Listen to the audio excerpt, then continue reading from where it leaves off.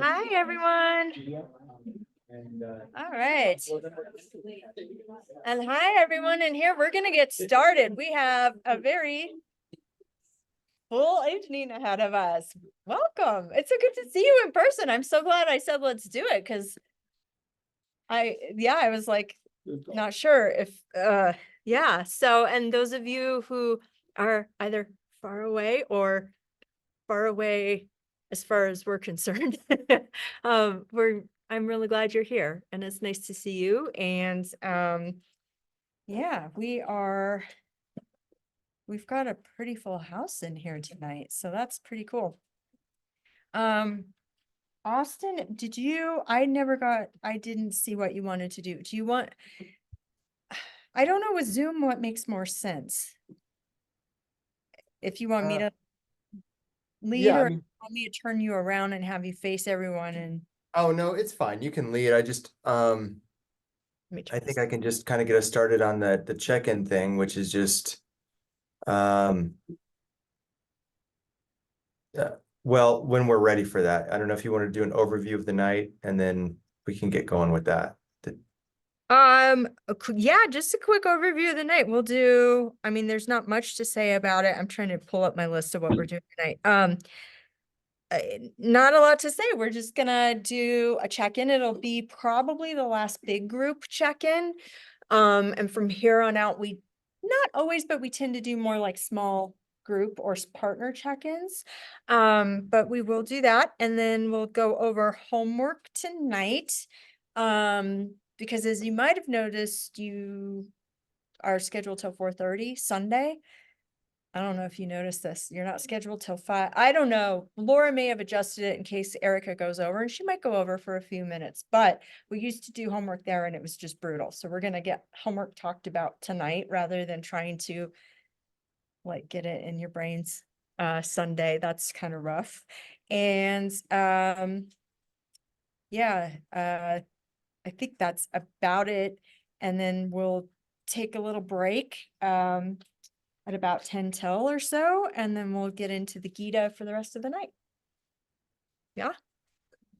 Sound good? Okay. I hope so, because it's the plan. All right. Austin, I am going to, and I'm sorry, everyone, I don't want to make you dizzy, but I am going to just, I don't know how many people will be able to see him, but I'm just going to turn him around this way for now. Hey, hi everybody. Okay. So happy to see you. You made it out in the snow. Okay, so we're gonna go around tonight. We'll do a check-in. Yeah, I think let's like kind of go around tonight, just say a brief thing about how you're doing, what you're looking forward to this weekend.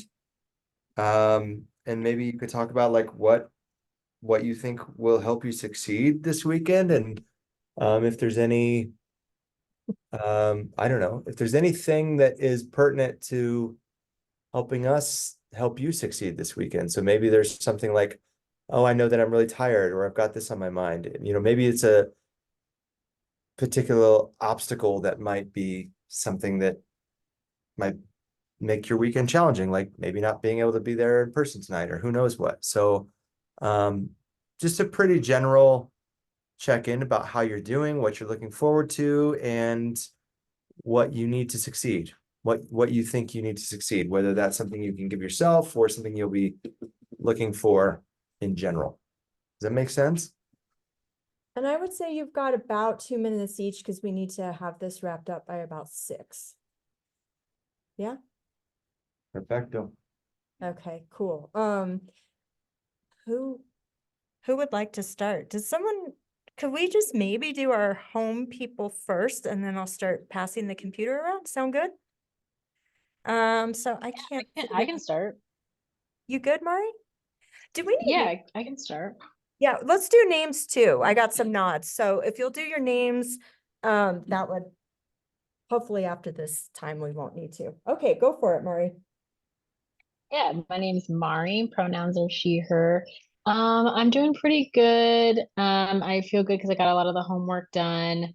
I think I'm looking forward to just like really getting into practicing this weekend. I don't know, catching up with everyone, and I just love learning the yoga philosophy of it. And I think what I need to succeed, um, I think honestly is just to give myself time to like feel everything out and process emotionally. I've like been experiencing a death in the family, so that's been really hard, but other than that, I think being here is what I need to do, and the yoga is really guiding me through it. Hmm. I'm sorry to hear that, Mari, but let us know what you need too along the way with all this. Thank, Are thank those you. are those all spools on the wall back behind you? My embroidery thread. Oh, amazing. Great, keep showing us that. Oh, I don't know if y'all can a see. rainbow of color. It's very good. Nice. Uh, great. Well, thanks, Mari. Thanks for kicking us off. Who's next? Just call on someone at home, Austin, please. Okay, Katie, you're next. Can you do it? Yeah, I'm Katie, pronoun she, her. Um, I'm looking forward to sadhana this weekend and the sutras. I've been doing pretty well. I've been keeping up with like the readings and the homework and all of that. Um, I've kind of had a busy week. I have some family who are visiting. So a little tired, but other than that, I think I will do pretty well this weekend. I'm not too worried. Yeah. Nice. And are Oh, your you, cat is so cute, Austin. oh, that's the kitten. Yeah, she is. She just tooted Oh, actually, so it's like right in my face. oh. She must have just eaten. Yeah. Thanks, Katie. Appreciate you. Tiffany, I'm gonna call on you if you don't mind going next. Okay. I unmuted myself, right? You got it. Okay, got it. So, hi everybody. I'm sorry I can't be there with you this evening. This weekend, I am really looking forward to discussing the sutras. I find that when I read them, they don't quite make as much sense as when we actually discuss them and talk them through. So it's kind of nice to dig into those and learn some more of the deeper parts of it. I'm also looking forward to reviewing sadhana. And then what I need is just to be a bit more disciplined, to be honest, and make sure I'm keeping up with my sadhana practice. So, and I feel pretty good. So, Cool. Awesome. Well, thank you. And then last but not least online, Amy, are you able to go? Howdy. Yeah. Yeah. Howdy, y'all. So yeah, it was a little bit slippery outside, so I'm just at home tonight. I'm kidding. Anyways, I'll be there tomorrow and Sunday. I'm really stoked about that because I do better in person. I just know tonight I had to do this, so thank you for allowing that. With the homework, I'm feeling pretty good. I did do my Vajrasana 15-minute sequence, which like I've been sort of doing in the mornings as well. It's helped me warm up to my meditation practice too. So I'm glad I opted in for that extra credit. Brownie points. No, I'm kidding. But we'll see how it is, right? But other than that, I will be in person. That will help me learn better for tomorrow and Sunday. So I think that's what I'll be doing. Awesome. Yeah, Yeah. thank you. Yeah. I know. I'm Mhm. so glad folks who could make it in did make it in tonight because I think when you can be there, it's a nice thing. So well, we'll see you in the morning then in person. Amber, I'll have you take it from here. Yeah, who's ready, Lori or Adam? Lori, why don't you, it's our last weekend with Lori, although you're coming to Shanti in person, right? Hopefully, definitely. Yeah, I was okay. wondering if Lori was going to be here this weekend. I am here right now. I am here now, I think. And I think I'm going to be at the restorative training tomorrow. That's tomorrow, right? So Yeah. I'm like going back and forth between thinking I have it and then panicking. because we're moving very soon and there's still so much to do. So I'm really trying very hard to be present right now. And so what I really need is like a miracle to get everything wrapped up. And I believe in miracles, so yay. That's all I got.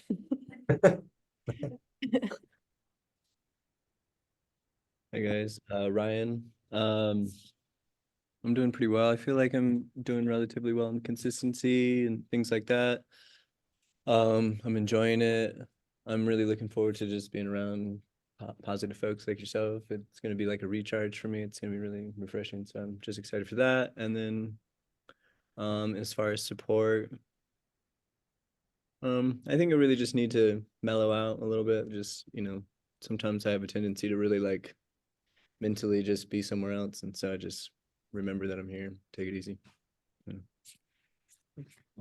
Nice. Hi, I'm Kara. How have I been with homework? It's been okay. It's been hard, just like homework for me has just always been hard. It's been hard in school, it's been hard in college. Like the word homework, just like, oh, just not, it's not for me. So it's just hard to like do it sometimes. But this homework is obviously different than like schoolwork, and I actually enjoy like reading it. I think it's just getting myself to sit down and do it and not trying to have like distractions around me. Because sometimes I think, oh, I can go downstairs and do it when my boyfriend's like playing video games and be around him. But I'm like, I need to like have my own space and do it. So I think just giving myself discipline is really what I need to do right now. Especially with my sadhana, it's been hard to incorporate that in my daily life. And then I'm probably making excuses, but I'm also trying to give myself grace. So it's like a fine balance of just giving myself grace and not like giving myself too much grace. So yeah, and then I'm excited to be here and just learn all this yoga stuff again. I've been doing a lot of work stuff, so my brain's just like overload with that. So I'm ready just to focus on this. Support I would need is just I think like Tiffany, just being disciplined this week and being focused and present is really what I need. So yeah. Hello, this is Shawan. Opposite of Kara. I love homework. As a former educator, I will read all of these books and highlight all the things and make all the notes and all my sticky notes. But the opposite is the sadhana, just keeping discipline with doing that. I still have not done the entire sequence because I psych myself out and I'm just like, do I actually believe this stuff? Because if I don't believe it, if it's not like set in my heart, then my body's not going to do it. And then I'll distract myself and go binge watch an old show from CW, probably superhero related and just junk. But so discipline on the physical practice and not just trying to cram everything into my brain and expect for it to go to my heart, because I know the heart requires the movement of the body too. So that. Hello, Melissa here. Happy to be here. Work's been a bit nutty over the past month. I'm just happy to be here. I just want to be with other positive people and not have to think about a million things and just talk about some good stuff, talk about some good fun stuff and maybe tell some corny jokes, and that's about it, Yeah, that's really all I have. Yeah. All right, I'm Sebastian. I'm feeling really great. It's honestly been a pretty transformative month for me. I just feel like I keep having more and more growth. It took me a minute to find my rhythm and kind of how I wanted to do things, but I felt really consistent with yoga, really consistent with the reading. Like now I'm getting onto one chapter a night with the Bhagavad Gita. And I actually have a quote that I saved in my phone that's really been resonating with me. I mean, I have quite a few quotes from it that have been resonating with me, but I like this one. There is no cause for worry whether things go well or ill. Therefore, devote yourself to the disciplines of yoga, for yoga is skill and action.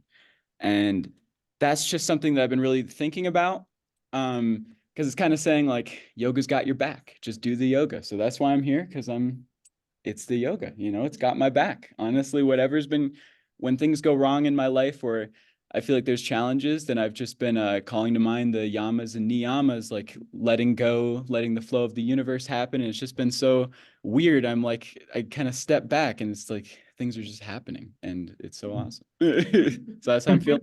And then I'm super excited for learning restorative yoga with Sam Stang. Because Sam Stang, like, what a wonderful person, super sweet mentor. And I just love restorative yoga. Like, I really don't devote as much time to restorative yoga as I should because it's just such a beautiful practice. And yeah, that's about it. So here you go. Thank you. Hello, Hannah. I don't know. I seem to every single day be running on like further and further fumes. I'm really exhausted. I'm looking forward to the Yoga Sutras, actually, reading for this month. There was some that I just really was getting into, so I'm excited to have discussions around them. Then what do I need? I'm not exactly sure what I need, but I'll be 100% honest. I like really sucked at that quiz. And it made me realize like I am not absorbing at all what I need to be absorbing. So some way to help absorb the information I'm not. That would be what I need. Well, the quiz, hang on. Doesn't necessarily mean you're not absorbing it. It's something, you know, to recall it, and also the way that it's synthesized through that quiz is very specific. So there may be other things that you're absorbing. You may not be absorbing those specific things, and you may not be synthesizing it that way. So don't be so quick to judge yourself in that way, because it's just one metric of gauging how you're absorbing it. But there, trust that you're absorbing it on other levels, and don't be, yeah. Don't be so quick to judge yourself and be like, I'm just like a spaghetti strainer here and it's all going through like water. You know, it's probably sometimes it's just the way that those things can be worded even, you know. You probably know, most people, you'll find that once you kind of get into the way that those think about the way that the weekend works, it's that you probably know more than you think you do. It's just a matter of like accessing it from the right approach to recall it, if that makes sense. So we may talk about that more at some if we find some time this weekend. Thanks, Hannah. Hi everyone, I'm Kathy, she, her, and Hannah. The quiz was also a humbling moment for me. Very humbling. It was not easy. I already forgot my prompts. God, speaking of colanders with the spaghetti water washing through. I'll tell you what I need because that came to me first. I need about 5 extra hours a day. If you could make that happen, that would be great. I would appreciate it so much. With the sadhana, I'm doing really well on the things I enjoy, like Superwoman well. And the things I don't enjoy, I'm not doing quite so well on. So that tells me it's more of a discipline issue than anything else. And I'm just looking forward to having questions answered. Like the Gita is so interesting to me, and it just brings me back to earlier days. And I'm wondering, like, what is the exact difference between Atman and Brahman? And this yogic philosophy, it seems kind of panentheistic, but maybe pantheistic. I really need to know all these things, so hopefully we'll get into them because it's driving me nuts. In a good way. And I guess that's it for me. Awesome. Hi, everybody. I'm Tim. My wrist is fine. It's just a sprain. Oh, but I'm still not putting any weight on it. You know, I'm have to admit I'm negligent in the sadhana. I have 2 questions about that. I find it very difficult to do that in the presence of a furry friend. And so that detracts from the experience a little bit with that. But, you know, the question I have is we do all these things throughout the day. Do they need to be done sequentially? How much are you losing by not doing it sequentially? I mean, if you do one part once and you come to yoga class and you do the asanas, and, you know, do you have to repeat all those again? I mean, it's just you know, the breathing and the pranayama, all that. It's just how much do you lose by not doing it all at once. We'll talk about that in the morning after sadhana. So we can, because we're going to spend a good hour and a half in the morning talking about how to teach the sadhana.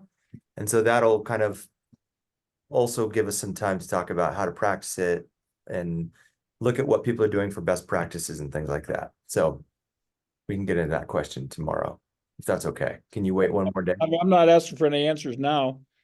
I'm not asking for any answers this next month. It's just something that work on over the next 6-8 months is, Yeah.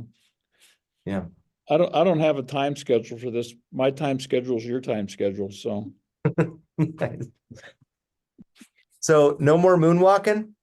No more moon. No, Marie put a kibosh to that. No more moonwalking, so. Okay, good.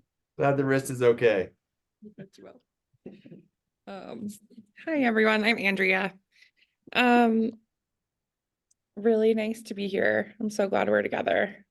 I am okay. I'm just kind of tired, and a little overwhelmed in my life, but that's why I'm here, and I'm so happy to be here. I'm really looking forward to, like Sebastian said, restorative yoga is like my favorite thing in the whole world, and I can't wait to learn more about it and really everything that we're doing. My sadhana has been hit or miss. I think I was really consistent for like the first 2 weeks, and then like, I don't know, life happened and it was weird. So I'd like to get back into that and be more consistent and find that again in myself. And what I need is just to be here with everyone, and thanks for everyone for being here. Hello, I'm Adam. I'm doing great. My birthday was Wednesday night, and then thank you. And then the snowstorm happened. Oh. I think 1 year, everything shut down like the next day after my birthday from COVID. So then I think another year, the next day it was like that bomb cyclone. So I was like, I don't know what's going on here, but happy to be here. I'm looking forward to the sadhana and then just getting into the reading. I've been doing a lot of my nadi shuddhi in class, and a lot of my just kapalabhati. We do that a lot in hot yoga. Obviously, I love the meditation. I try to get to my classes early, and I just go in there and I just sit there and meditate. So yeah, just excited and glad to be here with you guys. So yeah. Nice. I like how you had your stand ready. He had about what, 4 blocks ready to go to hold the computer. Okay. Austin, do you want to say anything? You want me to hop into the schedule this weekend? Yeah, I just want to give a quick tip of the hat to Hannah and Andrea, because this will be the last month that they're overlapping 200 and 300 hours. So that's kind of an exciting milestone. By next month, they will be 200-hour graduates. So, or at least only having to finish up some homework if they haven't quite got that far yet. But it'll hopefully be quite a load off of their shoulders by that point next month. So that's all I want to say. You can get into your homework there, Amber, and weekend overview. Okay, great. So, pardon me just a moment. I'm going to pull this up. I have it up. I just need to find it. So this weekend, I mean, you've seen the schedule. You just talked about it. So you pretty well know what's going on. Give me just a second. I need to change my view so I can see all of you again at home.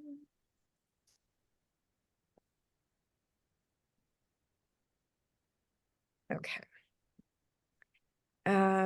Yeah, so gosh, we're looking at April. Isn't that wild? Next month. It's March now, but I'm looking at the homework and I'm like, oh my gosh. So like I mentioned, Gita tonight, you'll have your sadhanas in the morning. Austin, remember to do breath of joy tomorrow morning. It's on the notes here. Thank you. you'll talk about how to teach sadhana. So like Austin said, that's going to be great because you'll get into lots of these nitty gritty kind of details. And because really it's when we're learning how to teach something, when we're also really learning how to do it, right? Sequencing with Austin. So you have Austin all morning, intermediate postures and adjusting. We'll talk about some homework in a little bit that you'll get from that, as well as then you have restorative, which is going to be lovely. And I'm excited for you on that. Sadhana Sunday morning, your sutras talk for an hour and a half. So it'll be half the length of last time, even though last time was only supposed to be 2.5 hours. It was 3. So you'll have that. You'll then have Laura to talk about teaching beginners. So you'll get more detail on that than you've gotten. You'll get more into that than we did in 200 hour. And then another lovely afternoon, Erica Kafka is coming in and she teaches you how to teach Yoga Nidra.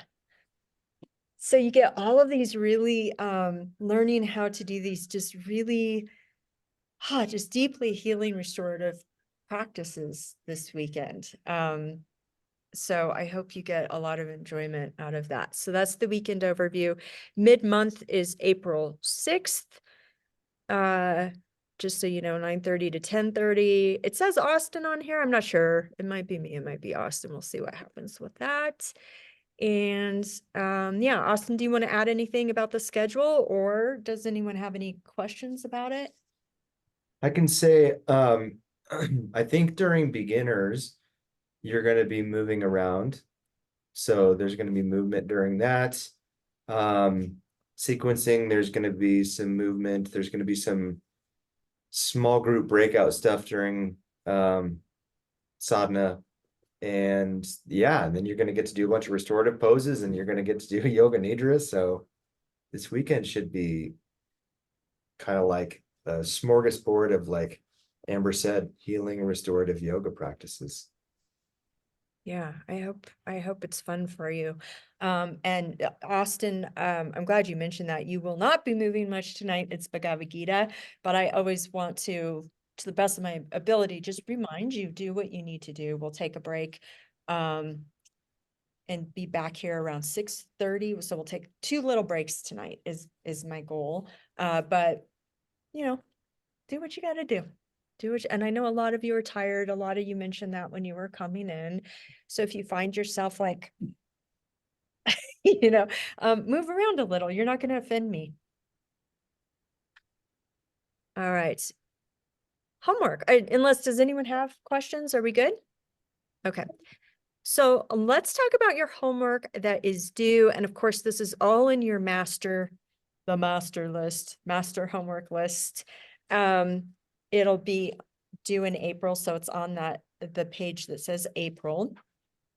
And again, Austin, are you good with me just hopping into it Yeah. There may be areas where you want to add more.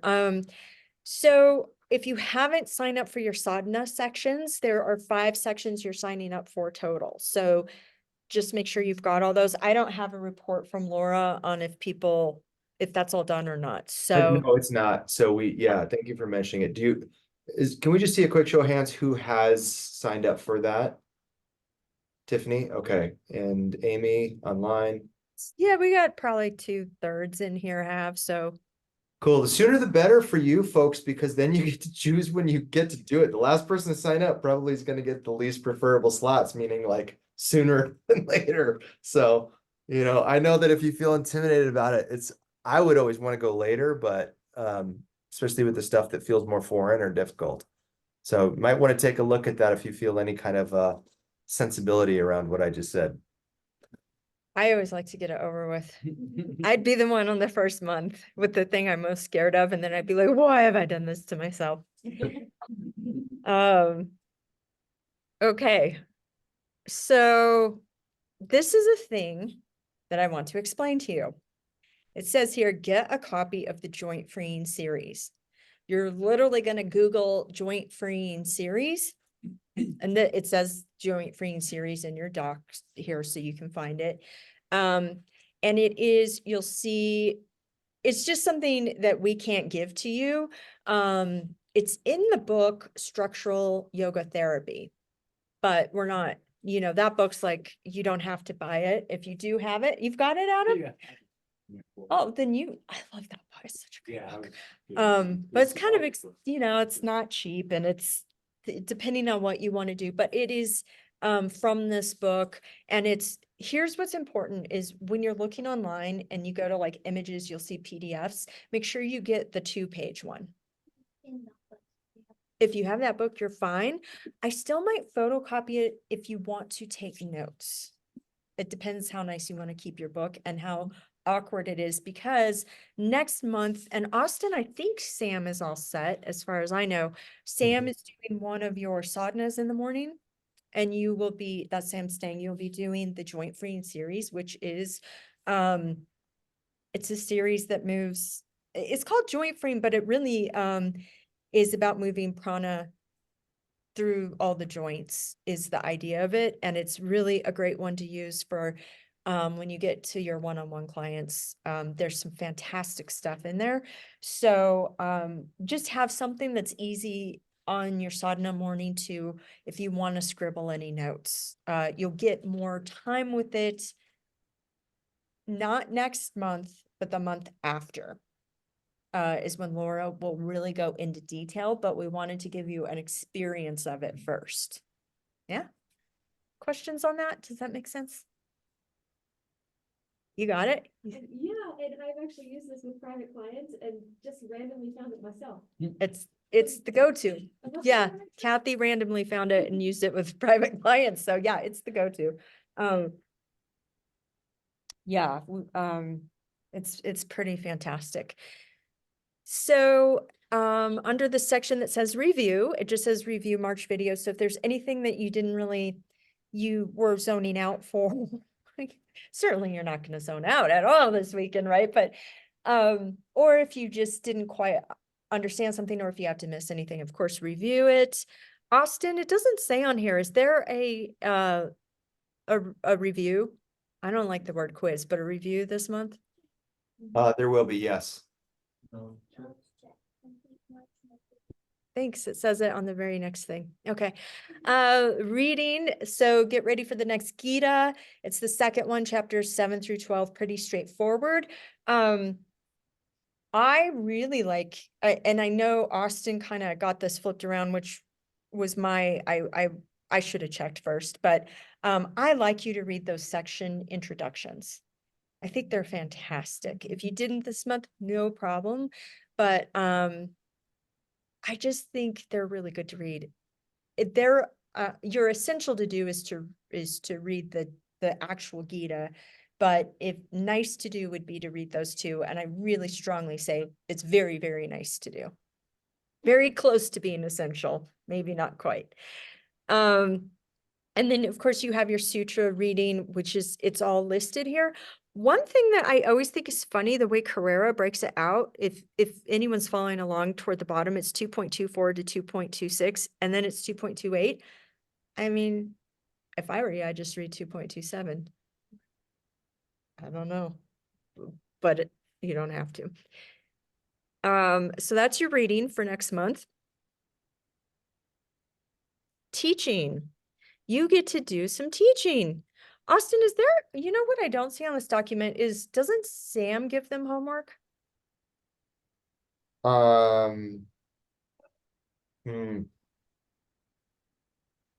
They Yeah, already, but they I should think be they already had their homework from Sam. homework assignments. They have to get ready for this week and then they have to teach a restorative class. Yeah, we'll ask her. It's in May. It's in May. So, okay, I got it. It's assigned this month, but it's not due till May. But just keep that in your mind too. It's a 20-minute sequence. Okay, so Yoga Nidra, you are going to learn how to do this. You're going to create a 20-minute Yoga Nidra sequence. There are steps to it. So you just fill in the steps. It's not like, it shouldn't be a mystery by the time you leave Sunday. And then you'll find a partner in here. You'll teach it before you come back next time. And Laura is going to create for you, an if she hasn't already, a place where you will write your good feedback for that person on, in the classroom and post it. Okay. And that needs to happen this month. You get to pick your partner. There might be a group of 3. There might be, I don't even remember if we have an even number or not, but just kind of reach out to each other, try to get that planned. You can, of course, you can teach each other across Zoom. It doesn't have to be in person.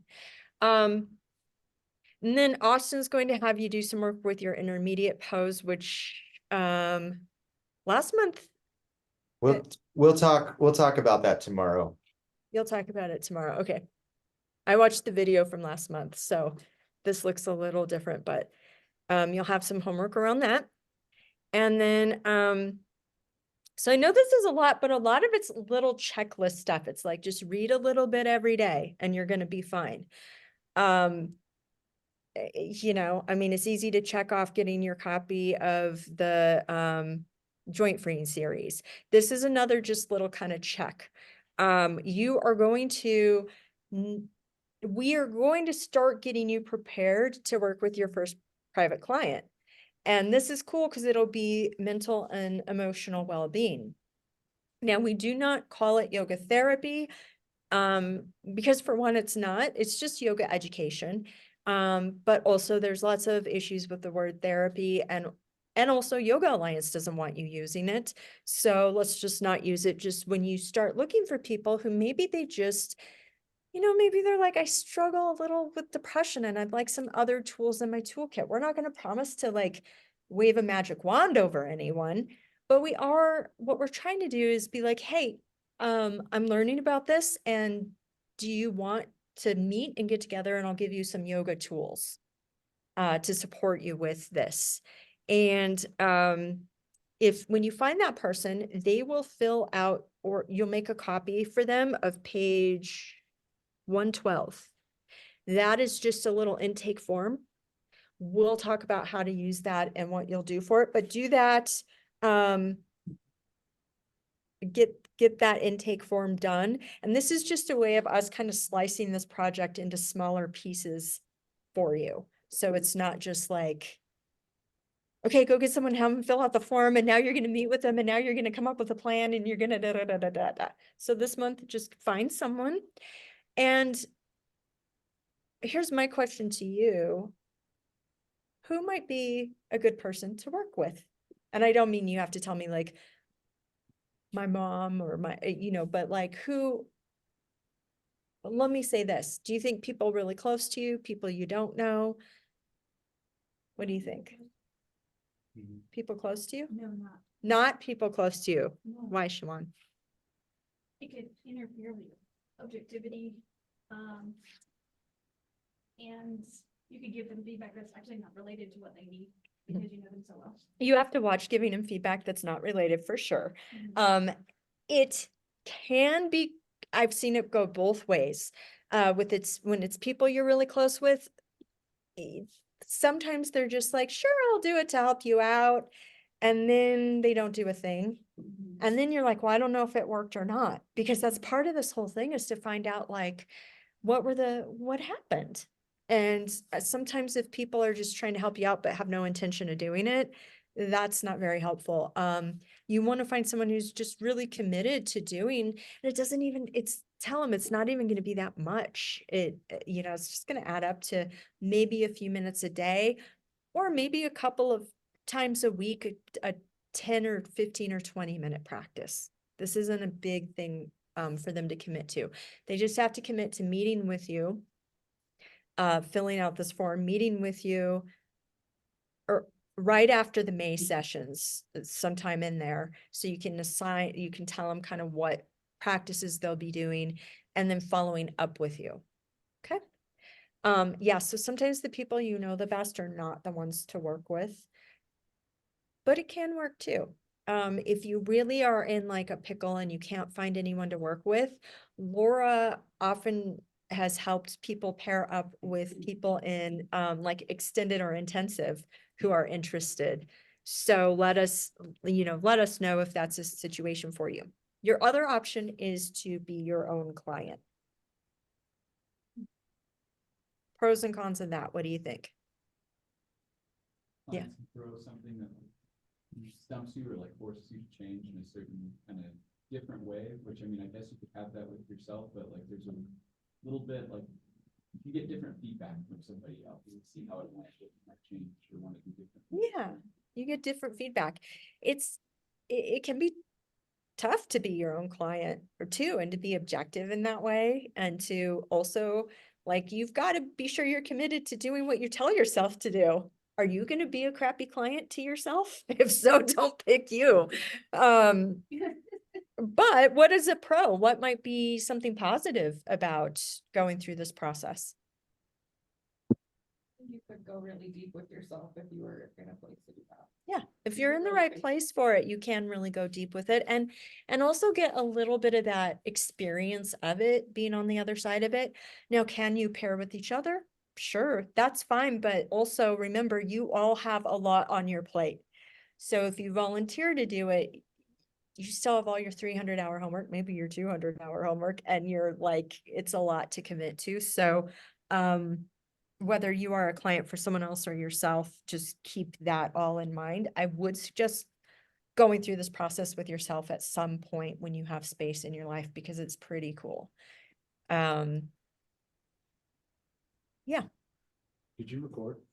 I did. Thank you so much for asking. It's kind of, I put this on there and I almost just set it down and was like, why is that there? And then I like, Did you record and is the front door locked for some reason? front door's locked and I'm recording. Thank you, Adam. I need this kind of help. I really do.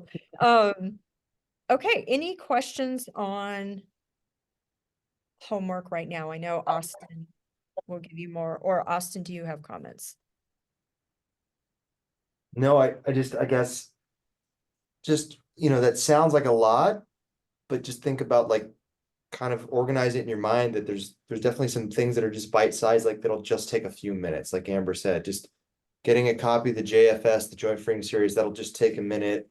Starting to think about private client, like, the reason we kind of like, it feels like a lot in the beginning is because we're trying to help you chip away at it now so that it just feels more manageable as we move through it, because there will be a day where all these loose ends tie up nice and neat. And if you can just stay on top of the little ones, the medium-sized ones, the big ones along the way, it's just going to be less maddening for you later on.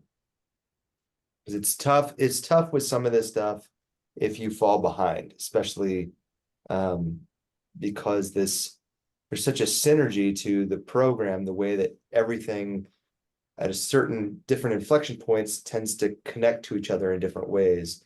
So there is a method to the madness in terms of, well, why do this if it's not for 2 months or whatever? It's to try to make this as easy and painless as possible for you. So I don't know if for some of you, it might be better to think of it less as like framing it as homework, but just think of it as like, I don't know, just teacher training work or yoga work, or just an expanded part of your sadhana.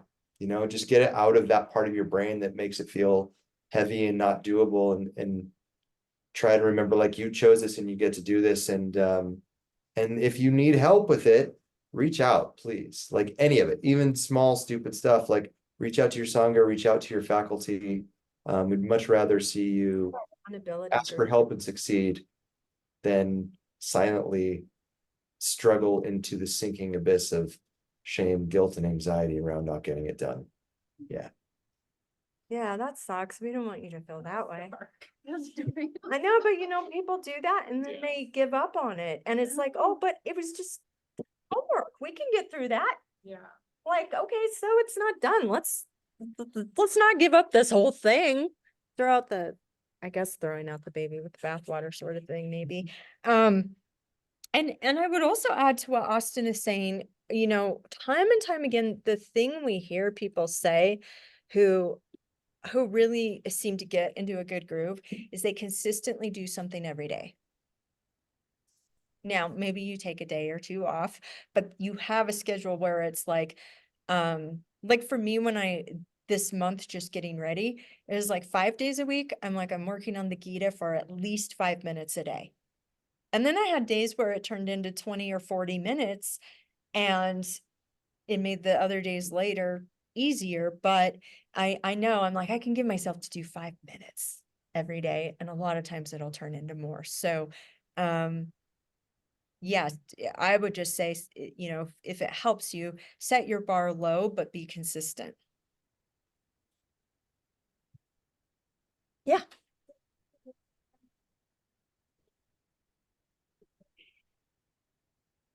I don't know exactly, but it's several pages. Yeah, sounds right. Starts on 113 now. Okay, thank you. That has changed. Oh, I think 112 has some information. No, but it's just for your, yeah,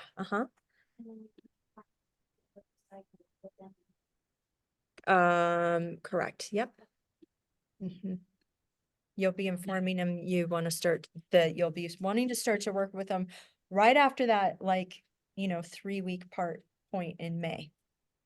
Yeah, because you'll get some bits of it. We'll do some subtle body stuff that'll help you in April. And then in May, we're going to put it all together so that you know exactly how to go through and work with the client. And then you'll go do it. Yeah. And we'll talk about that whole process in detail too.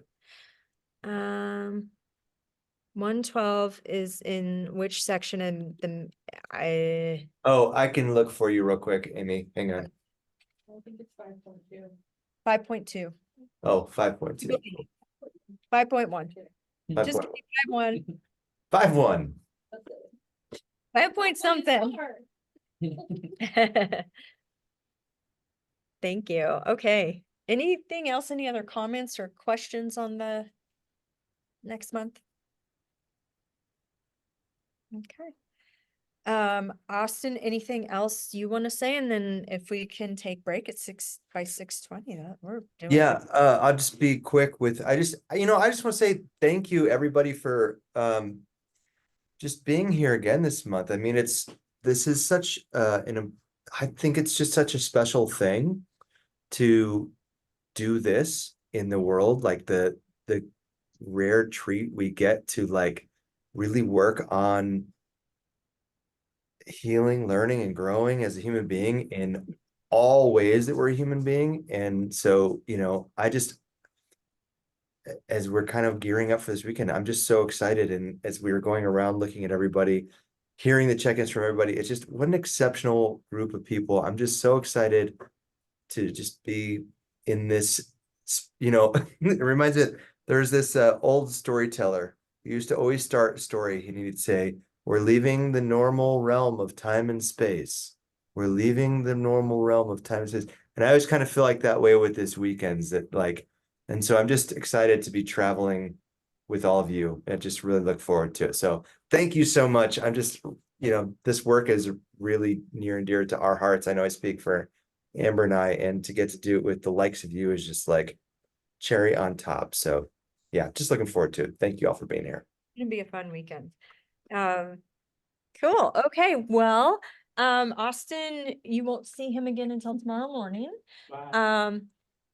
And thank you for being here, Austin. He didn't have to be here. He wanted to come and say hi to y'all. But let's come back at 6:19. Let's just do 11 minutes. Let's come back at 6:30, but ready to go. All right. Bye, everyone. And I'm going to type in here what you'll want to have, and I'll write it up here for you too.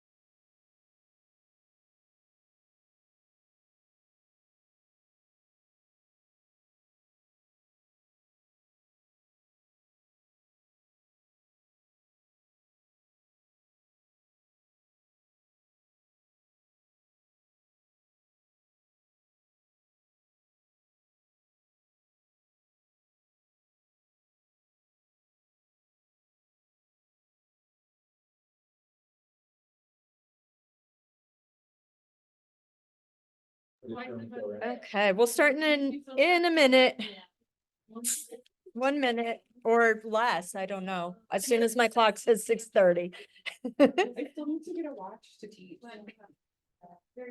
Yes. I never wear them though. It feels like- I never did, and but there's, most of the time I taught, I didn't wear one. Well, sometimes I like, use that. And Tiffany, did you see that little list of things that you'll want tonight? It's not that much, just your copy of the Gita. There's that little handout, 3 kinds of, oh, look at you. No problem.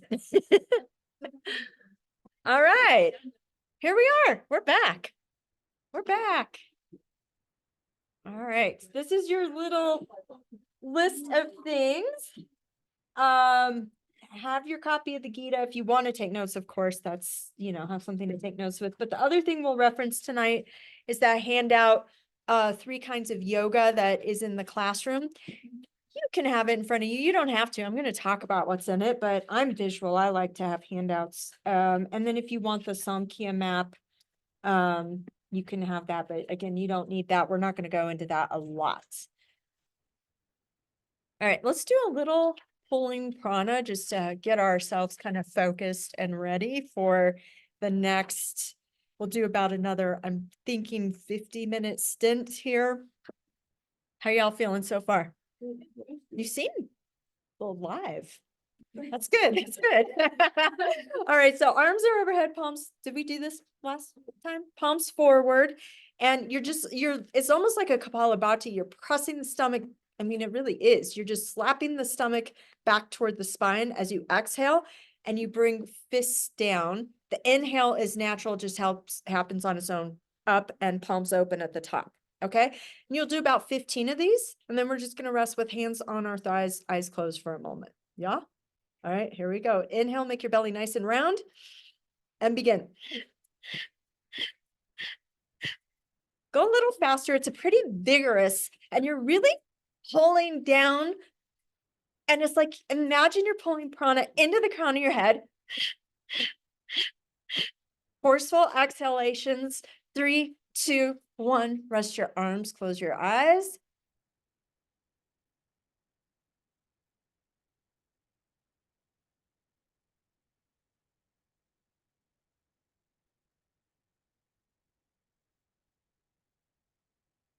There's 2 more steps, but we're just going to do one of them because this one helps us to, now that we've kind of built some energy, this helps us to pull it in and become really focused with it. So let's do this mudra. You'll put your knuckles together, thumbs up, or they can be wrapped. I just kind of see intuitively which feels better to you, either wrapped inside your fists or thumbs up right in front of the navel. And you'll inhale. Don't do it yet. But when you do, close your eyes and just hold the breath, not until you're about to turn blue and pass out, but like a few seconds before it gets really uncomfortable. So it's going to be different for everyone. When you're ready, bring your hands down, close your eyes, and just notice how your energy shifted. Yeah? Okay, nice and tall, long spine. Inhale. And just retain the breath. It's not a contest. This just helps to bring the energy in. We'll talk about why next month, actually. Helps it to become one-pointed. And whenever you're ready, you'll just start to breathe gently again. Hands will rest on your legs. And let that integrate.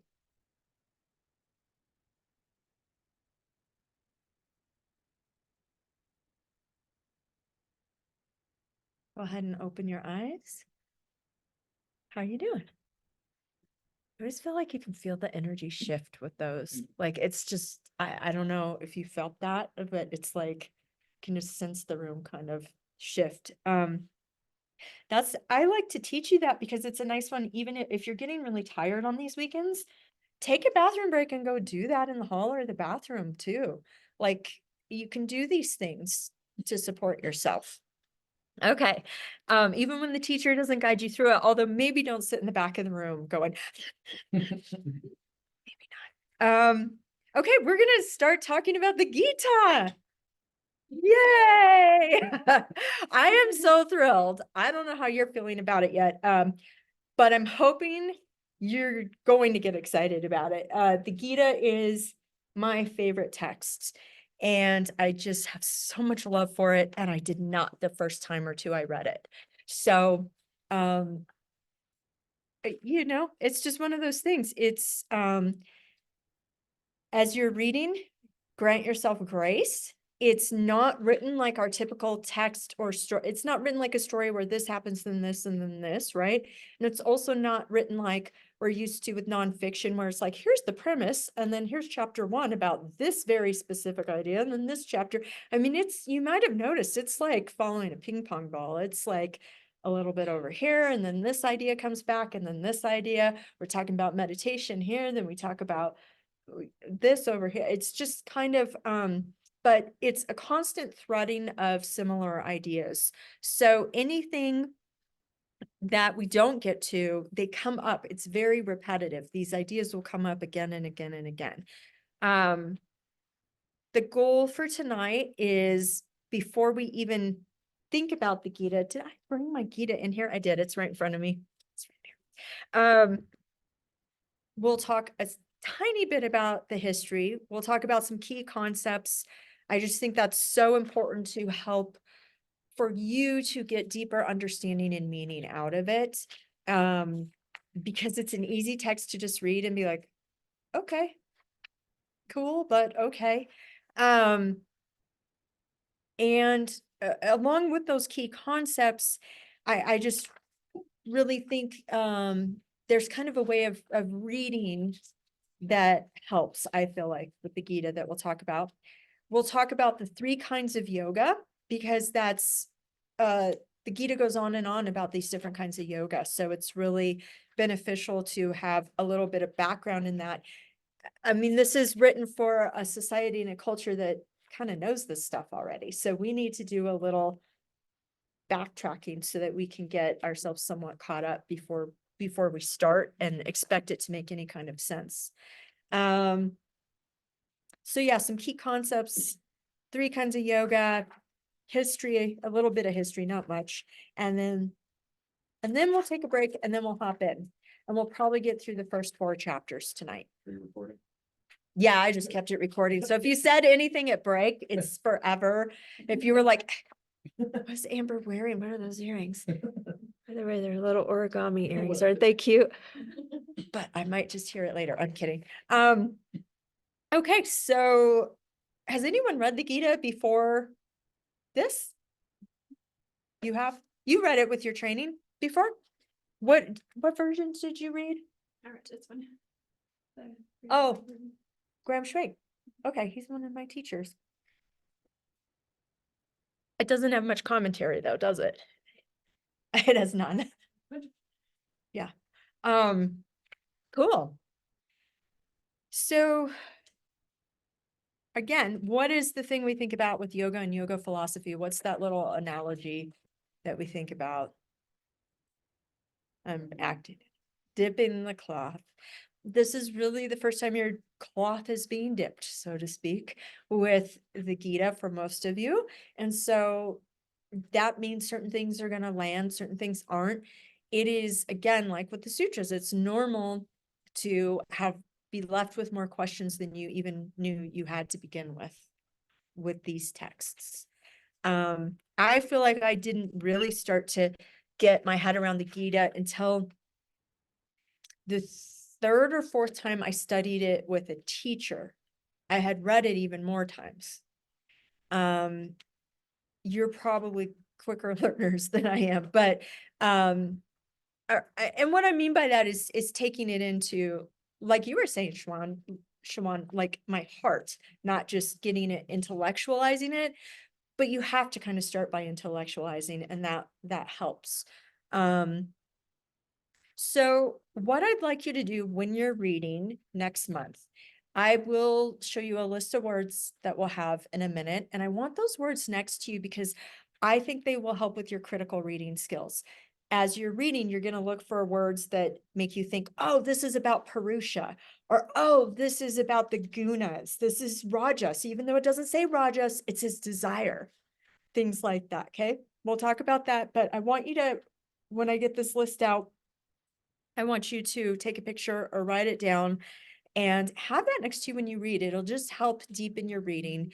I also want you to highlight, like you did, Sebastian, for next time, like write down a question or two for each chapter. We won't get to everyone's question or two for each chapter.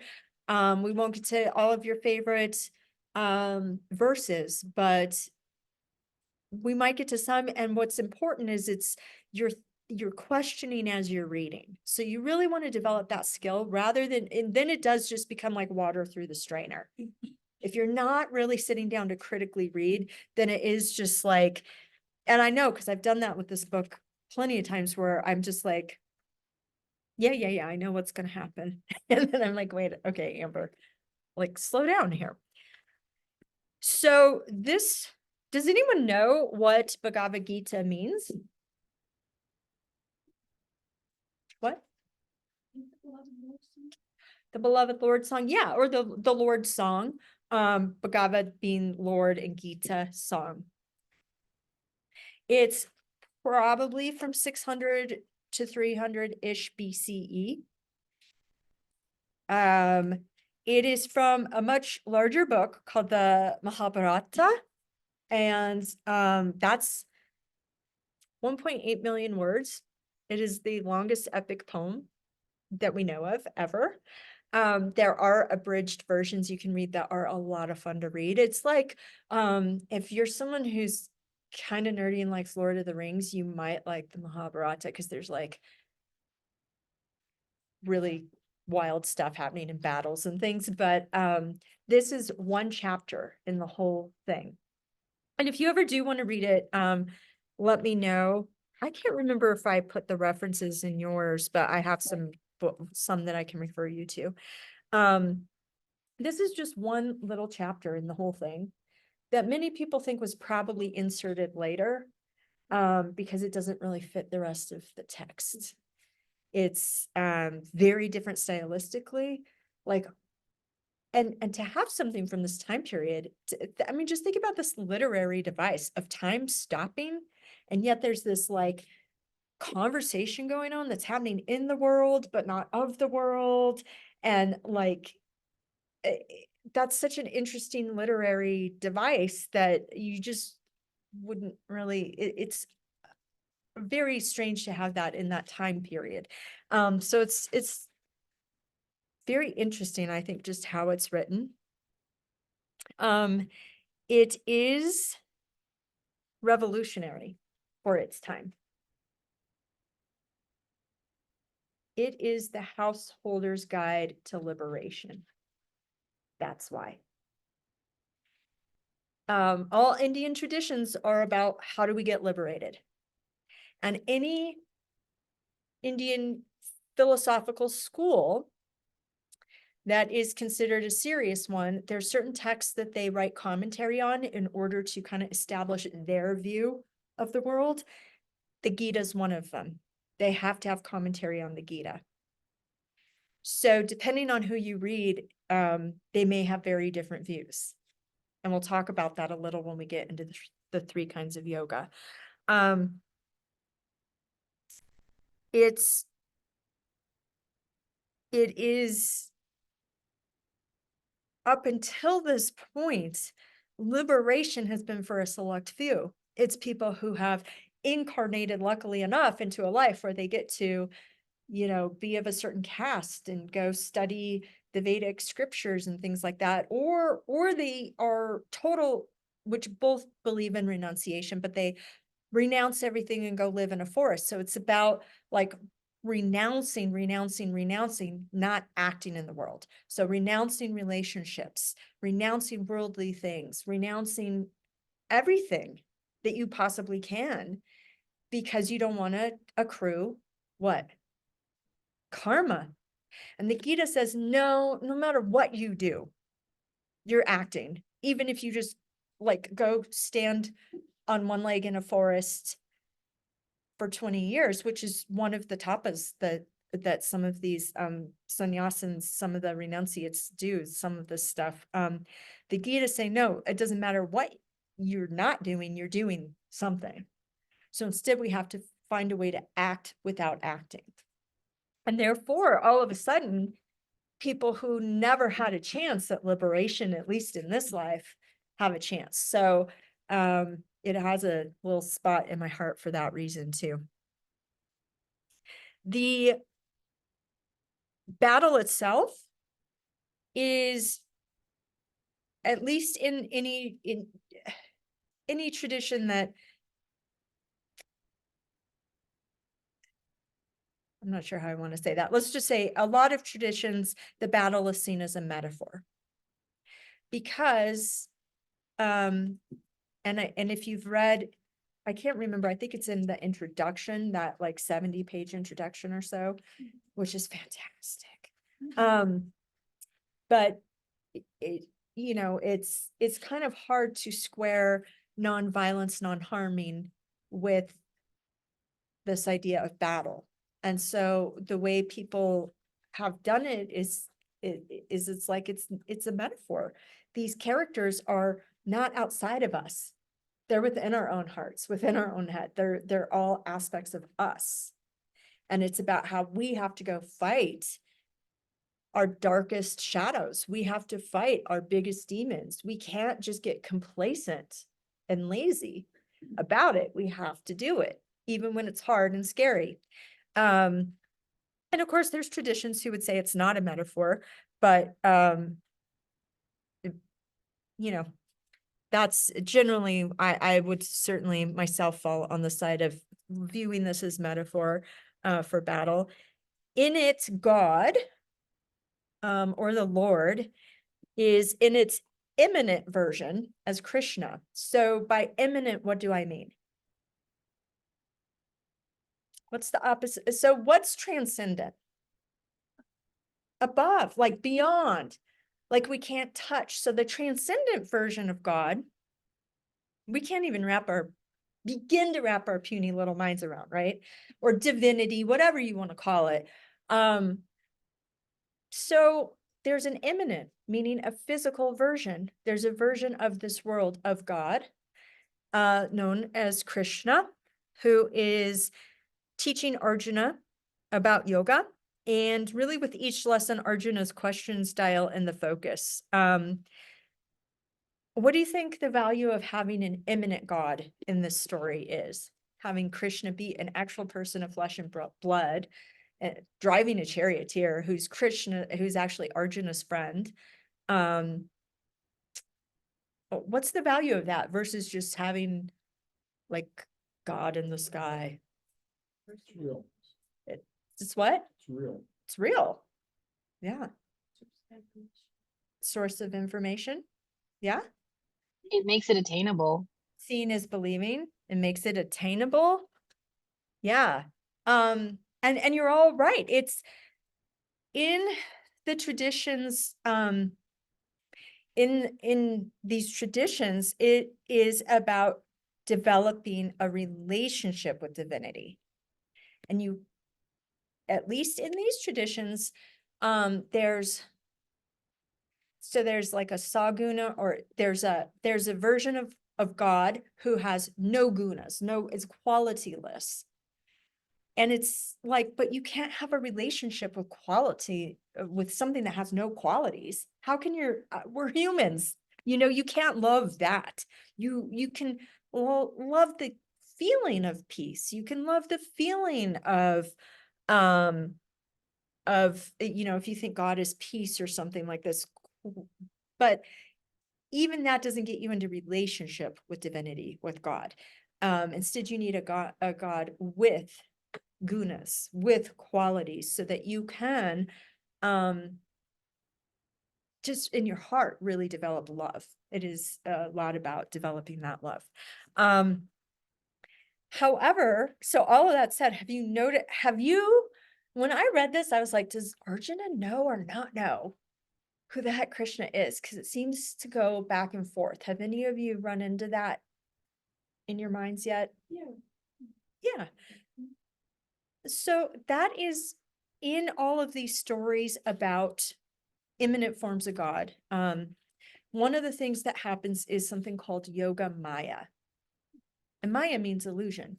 But it's really this thing where it's like, there's times where the characters, you're like, did you just forget that that's who that is? You know, why are you talking to God that way? Like it's just a friend, or it's just a little kid who's in trouble and being kind of naughty, or whatever the story is. And then there's times where they seem to know, and then there's times where it's kind of blended. And that's really the nature of the relationship. It's if you just knew all the time, if Arjuna just knew all the time really who Krishna was, he wouldn't be able to really develop a relationship with him. There's points where when he kind of is starting to really get his head around it later on, he's like, I'm so sorry I palled around with you. And Krishna's like, that's what divinity wants, is do pal around with me. And that's why there needs to be that illusion, but probably on some subconscious level, there's knowledge of it. And there's times where the veil kind of, or the illusion kind of dissolves and then comes back. Want to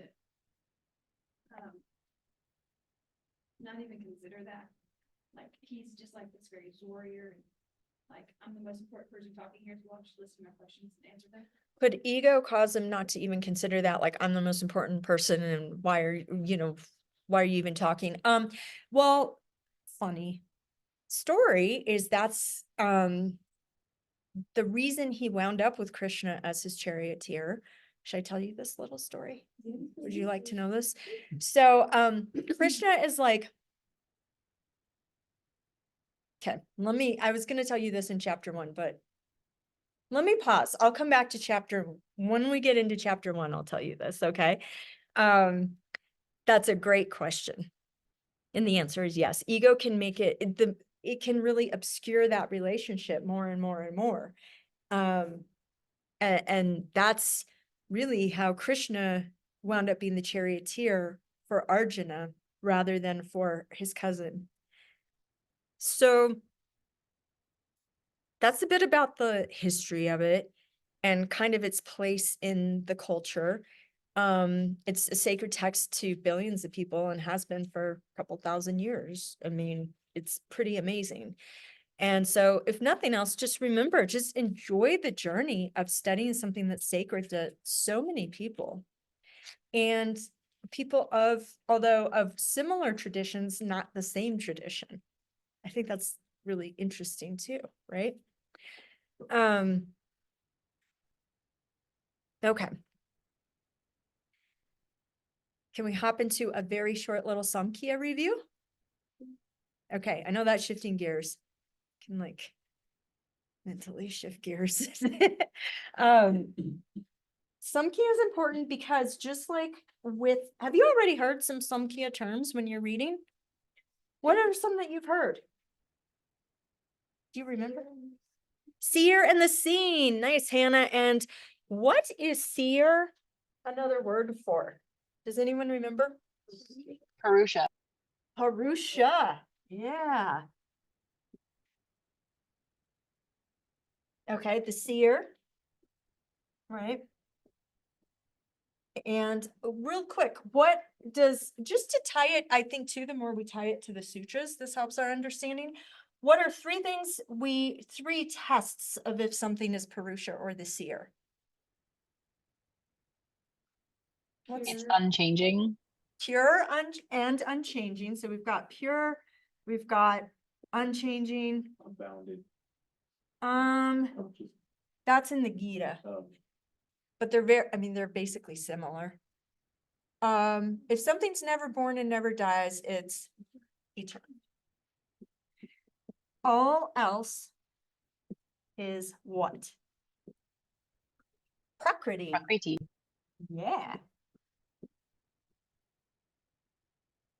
So here we have the split, and Prakriti, there are three constituents of Prakriti. that make up all of Prakriti. I don't want you to say what the three, what are they all called? There's a word for all of them. Guna. Has, oh my gosh. By the way, if you're not getting these, that's okay. I don't expect you to know these as well as you do so far. So that's fantastic that you do, but it's also, if you don't, that's okay. So look at you. You're filling in my chart here. Gunas. Can you see this at home? This is going to be a list of words you'll want to, this is going to be our little list of words we look at for reading. I'll read it to you also so you can try to get that at home. But we have gunas, which are constituents of Prakriti.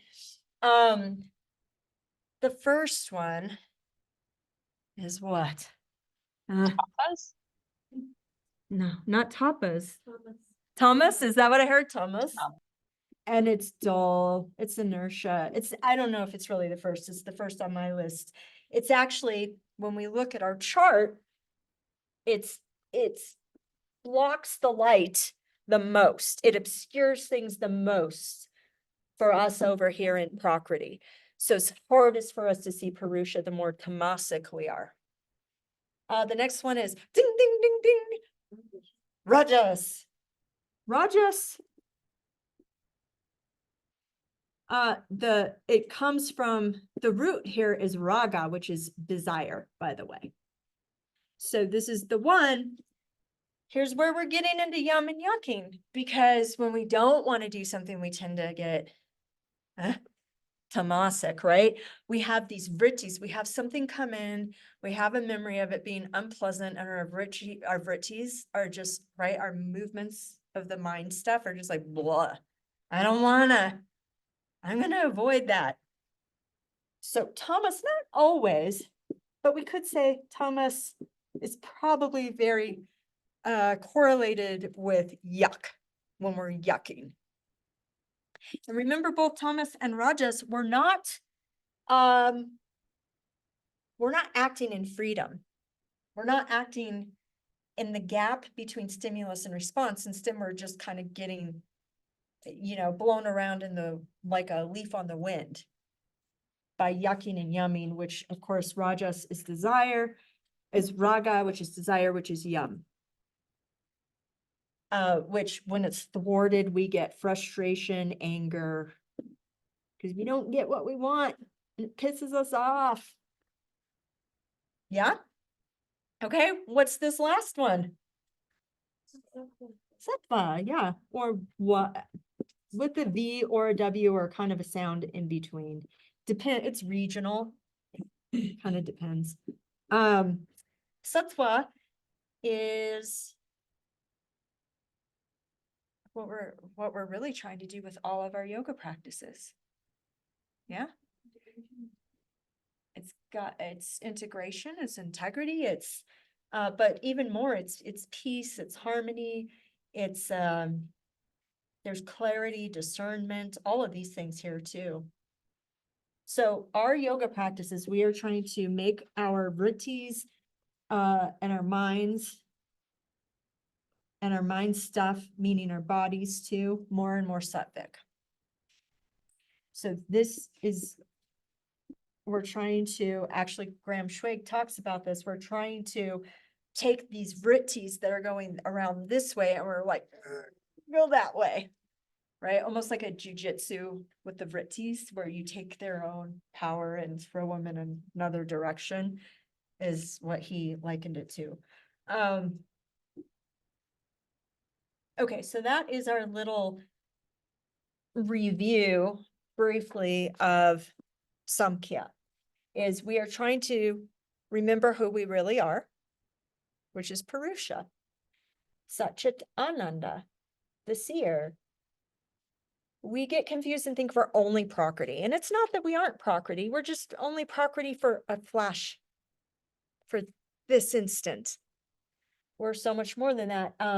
And so we have practices that help us become more sattvic, which is this buddhi or mahat mind, which most clearly reflects Purusha.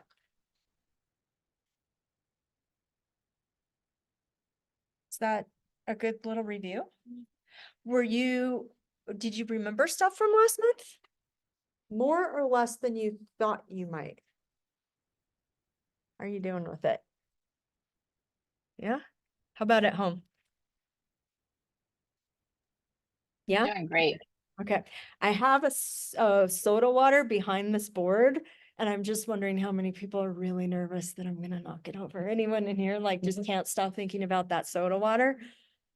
I wouldn't be able to listen if I had a teacher who did what I did.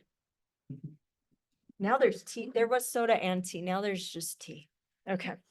Can I ask a question? Please, Please don't take this money in the water, since I don't want to do that. I will. Thank you. Because we have we've got a schedule, but I'll let you know. Is Lynn the same as this? I'm not there yet. Okay.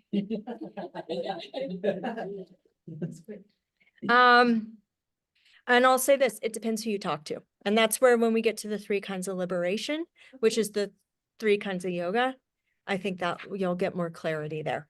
Yep. The answer Amber? is no. Yeah. Hi. Can you review the Satchit Ananda again? I remember talking about that, but Yes, Satchit Ananda is just another word we could use for Purusha. Does anyone remember when we break it down into its words, what does Sat mean? Truth? Yeah. What's Ananda? Yeah, I forgot a word in there. Chit. Going out of order just to trick you. What's chit? Chit. It's awareness, consciousness, yeah. And then Ananda is bliss. Were you able to get all that, Tiffany? yes, thank Sure, my pleasure. Any other little things we want to clear up?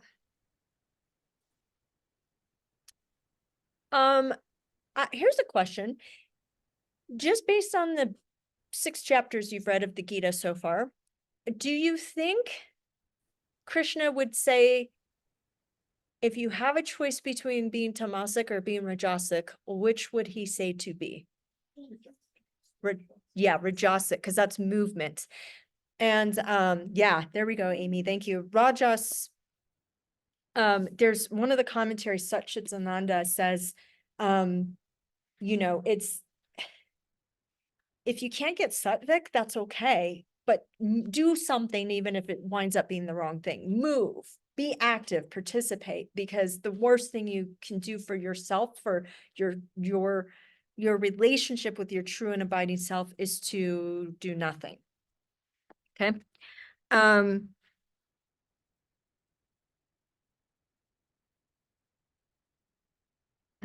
you all. Uh-huh. Yep. Which is one of our yogas, coming from karma yoga. And karma yoga and bhakti yoga, which are big in here. Uh-huh. Yeah, nice, Anna. Okay, so these key concepts that I think might, at least when I've taught the Gita in the past, it's been useful to students to have this little list to them, next to them when they're reading, and just to kind of be looking for things that indicate these concepts, okay?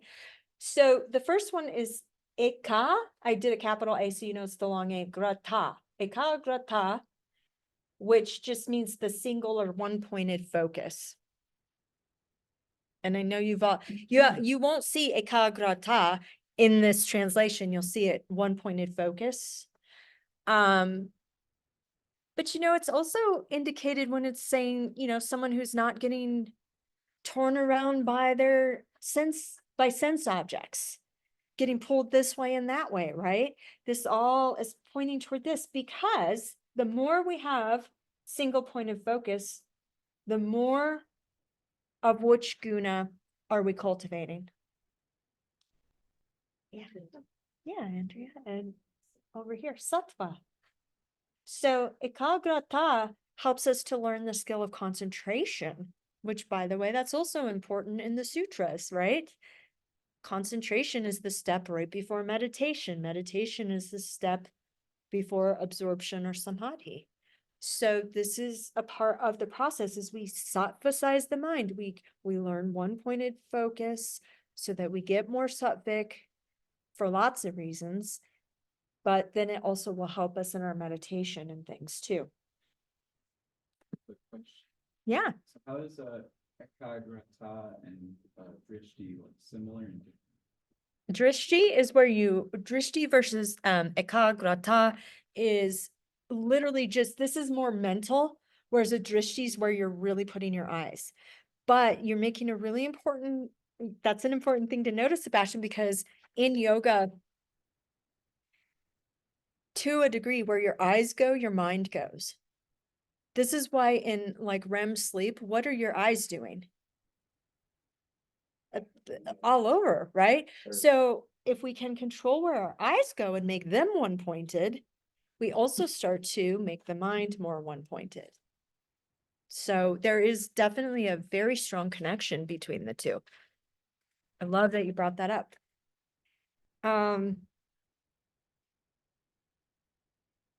Yeah, so, and it's just the opposite of it being here means we're not yumming and yucking. Right? If we're avoiding something, we're just kind of whatever came into the pond, whatever stimulus came into the pond, we're just responding to and we're avoiding. And along the way, we might yum a few things and then yuck a few more things, but we're not single pointed. We're like a pinball, right? We're just all over the place.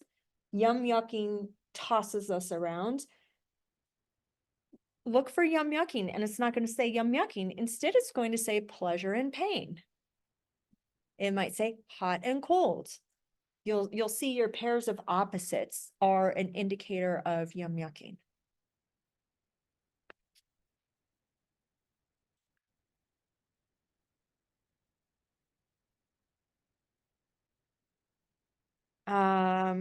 Let's see what else. We talked about some Samkhya terms, Purusha Prakriti. It's in this text called the self and the same. Oh, same. I'm sorry, Amy, what's Dharana for, yeah, it kind of, yeah, it could be. Dharana is similar, yeah, because of concentration, but not exactly the same. It's kind of what comes about from being one-pointed. All right.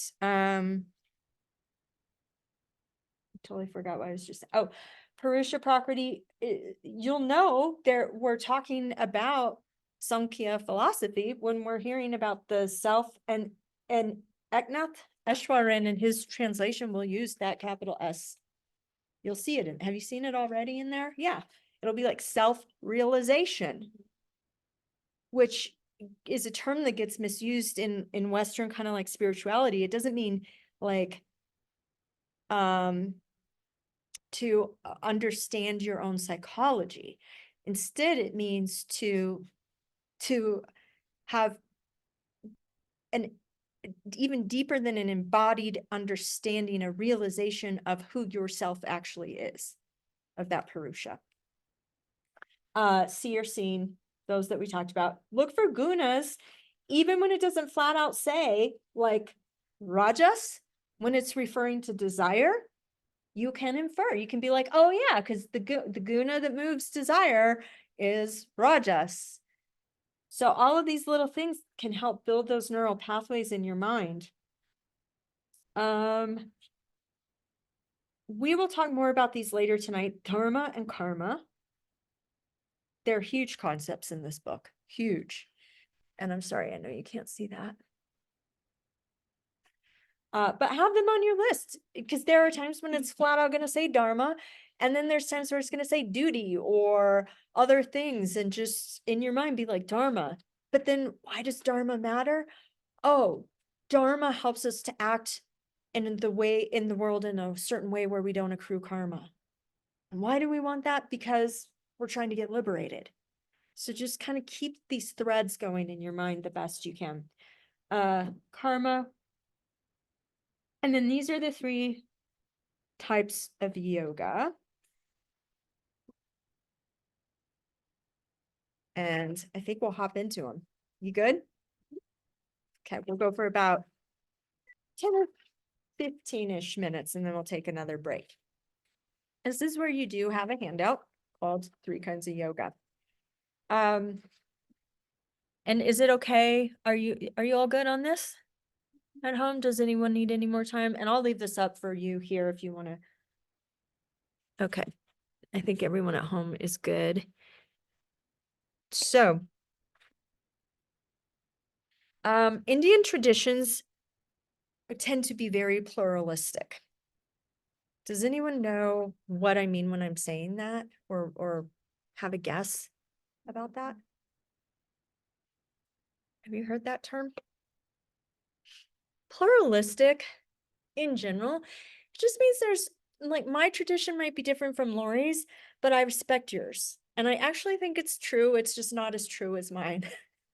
It's good. It's got some kernels of truth. You're just maybe not quite as evolved as I am. You know, so there's like this respect and understanding shared texts, shared belief systems, dharma, karma, reincarnation, liberation, all of these things. There's a lot of respect and understanding. Oh, there's a lot of bickering and fighting too, don't get me wrong. But also it is from a place of what you think's going to happen for liberation, Sebastian. It can happen, and that's cute that you think that. It's really cute you think it's the final liberation, but that's lower down on the rung. My kind of liberation is the ultimate liberation. Okay, so to understand these 3 kinds of yoga that the Gita goes into, and some people, you know, kind of depends how you slice and dice it. Some people would say there's 7 or 12 kinds of yoga. Generally, most people are going to say there's 3 that are talked about the most, and they're going to blur. There's, you know, not one of them where it's going to be like, no, don't practice meditation, but there's some where it's going to be a bigger part of the practice. Okay. And before we go into them though, I want to talk to you about liberation, because have you ever thought about that? Like, we keep talking about liberation. Okay, freedom from suffering. Okay, but what does that actually look like? Have you thought about that before? Yeah, like, and there's answers to a degree. And the answers, there's 3 general ones. There's variations of all of these, and there's places where some traditions are going to be kind of in the middle, but we're going to just kind of, for our sake as Westerners who have not, I'm assuming you haven't grown up with this stuff, we're going to do kind of these 3 big categories. Yeah. Because if we know the end goal, then we can kind of go back and say which school goes with it. And I think it might make sense. And if it doesn't, that's okay. So one kind of liberation is this idea that, and again, I'll be talking about Graham Schwag a few times tonight because he has some funny things to say about this. So did you actually get to study with him? Yeah, because from Newport. Oh, okay. Okay, cool. So have you heard the term cosmic soup? Oh, yeah. We've made some. Yeah. So one kind of liberation is this idea of we're all one. Okay.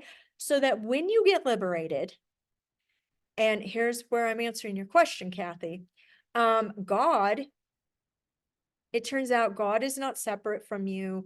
You're not separate from me. We are all literally just, you could say, like he says, the cosmic soup, and it's kind of like if you had a split pea soup that's been put through a blender. Okay. And it's called non-differentiation. There's no differentiation. It turns out it's all just one. And that differentiation we experienced in Prakriti was there to help us as scaffolding for our human minds, to help us to get liberated, but that it's all not really true. You could look at this as, it's like if you get liberated and find out we're all one molecule of whatever, water. Okay. So that's one kind of liberation. We'll come back to that. Another kind of liberation is, and this would be more like probably what Patanjali would think, is we're all just, so instead of one big Purusha, we're there, it's called differentiation within non-differentiation. That's confusing. I wouldn't even write it down. I just want to point out differentiation means like I'm not you, you're not me, but yet it's somehow all the same. So this could be likened to if you have pea soup and every pea is the same size and shape, but they're still each, you're a little pea in the soup and you're one and you're one and you're one, right? Or I'm a molecule, I'm an H2O molecule and you're one and you're one and you're one, but there's no variation. It's all Purusha. It's all Satchitananda. Okay, that's another one. The last one is like if you're a little molecule of water and there's God, there's divinity. This is the one where it's like, no, it's really like interesting. You think you're God, but you're not, right? Like that, they would be looking at the others being like, well, that's a step along the path and you get to a certain level of self-realization, but it's even greater realization to realize that it's you, it's Purusha and God. It's Satchitananda and God. And that the whole point of liberation is to live in relationship with God. And relationship is the key word, and it takes at least two for a relationship, right? So while my Purusha, so on the other end, then you have, well, let me get into the different schools. Those are in general, the three kinds of liberation. That's all. And I think it's really interesting because it's generally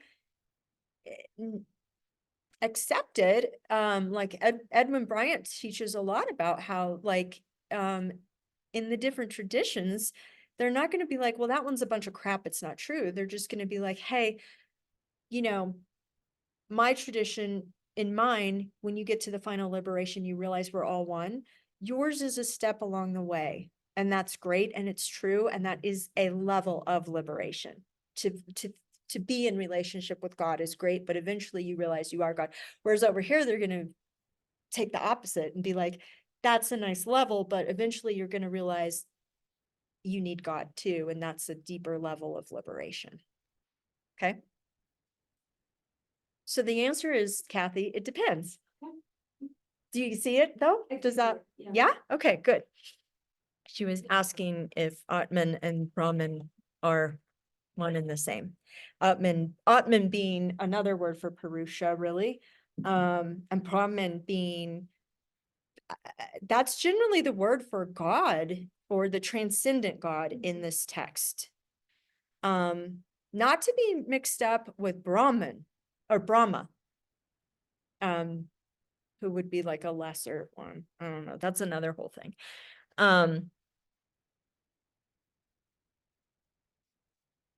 Let me hop into the three yogas and then I'll take if there's other questions or other clarity I can provide or waters I can further muddy. I will do so happily. So the first on your list, you have Jnana Yoga. It comes up in this text a lot.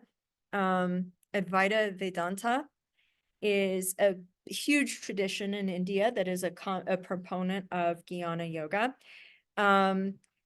If they were going to commentate on, and they do have commentary on the Gita, so their whole thing is that they're the oneness crew.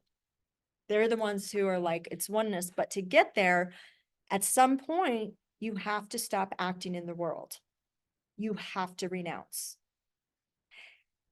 Their commentary says things like, yes, at this point, sure, Krishna is saying, Arjuna, go act in the world. It's more important to act in the world than to renounce everything. But that's because that's for Arjuna. He's not evolved enough to be ready to renounce all his actions yet. Okay. Jnana Yoga is mentioned a lot. It's when we're talking about wisdom yoga or studying texts in here, not being like a person or man of knowledge. That all references Jnana yoga. And Jnana yoga, so like words you're going to find in here that are going to clue you in that he's talking about Jnana yoga, not always, but often are like wisdom or buddhi. Knowledge. Meditation, yes and no. Meditation can fall in different categories. This is where we're talking about all being the ocean, or but technically the ocean's made of lots of little drops of water, so it might be better to say we're all just one molecule of water, right? This is Jnana yoga, and the path is severe, strict renunciation, scriptural study, meditation. So there's lots of practices here, but at the heart of it is to renounce actions because they don't want to create karma.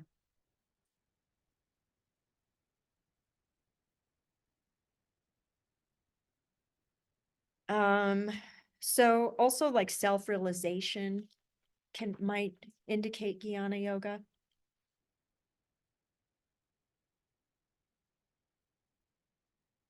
And I'm going to keep going because sometimes I think if you see them all in relationship to each other, it might help you understand the others better too. The next is karma, and I put in here yoga in parentheses because a lot of our modern yogas do fall a little more on the side of karma yoga. Karma yoga would be more the belief that we're all little drops of water or all our own little molecules of water. We're all our own little Purushas or our own little peas in the soup, whatever one works for you. This is, like I said, probably more where Patanjali falls. Although, well, that's another story. And of course, we know karma means what? Action. So key words, when you hear Arjuna, be a man of action, it's saying Arjuna, practice karma yoga. Just put that right in there. Action is always an indicator of karma yoga. Participate is always a verb meaning do karma yoga. One of the big practices is giving up the fruits of your action. So that gets said a lot. Give up the fruits of your action, which really at its heart, it's non-attachment. It also takes one-pointedness because you have to control your vrittis, right? If you do something because you're just yumming, so if you're doing charity work because you just want those rewards, that's not one-pointed. And that's not letting go of the fruits of the action. So the key to liberation in karma yoga is giving up the fruits of the action. And that entails non-attachment and one-pointedness, which is really just vritti, controlling the vrittis. Okay, last one is bhakti. Bhakti means devotion. One of the great bhaktis is Ramanuja. He's a Vaishnava. They worship, just as an example, they worship Vishnu, who Krishna is the imminent incarnation of. And what they would say is much like karma yogis would say. They would say, you can't not act. Like these Jnana yogis, that's great. They study the scripture. It's great. They meditate, but they're still acting. They're doing things. It is impossible not to accrue karma. So let's decide on what we're doing, what kind of vrittis we're having and choosing to act upon. So for them, it's also about becoming very one-pointed, but one-pointed, whereas it's like kind of this, I would say karma yoga is a little more it'd be a little cooler. It's a little more like non-attachment. Here, it's like love of God. There's a meant to be emotion here, but it's all about like, I'm doing this for divinity, and whatever form that is in the tradition. So this is really like being that little drop of water and having a relationship with God. Practices, like I said, in here, whenever Krishna is saying, love me, give everything to me or devote everything to me. It's not this like, or I will strike you down. It's because it's like, this helps you become one pointed. And because I want your liberation to be the one in which I can be in relationship with you. It's practices, like I said, devoting everything to God. Bhaktas, so it's just with an A on the end. A bhakti, a person who practices bhakti would be called a bhakta. They devote everything to God, their actions. They read about stories about God, like the Gita as an example, but there's other ones that just help them grow fondness and love for God in the immanent form, because they get like, maybe they're reading stories about Krishna as a little kid and they just get that kind of maternal or paternal feeling. It brings up a love in the heart. So that's a big practice for them. And also being in community with other bhaktas is important for them, because who you hang out with kind of influences your vrittis, right? Or at least the vrittis you act upon. So that's all. Quick question. Please. So in Bhakti Yoga, Atman and Brahman will never ever combine. Correct. Okay. In Bhakti Yoga, Atman and Brahman never combined. They're never combined to begin with. Mhm. Whereas in the others, part of that realization eventually leads to realizing that there's just not any differentiation even there.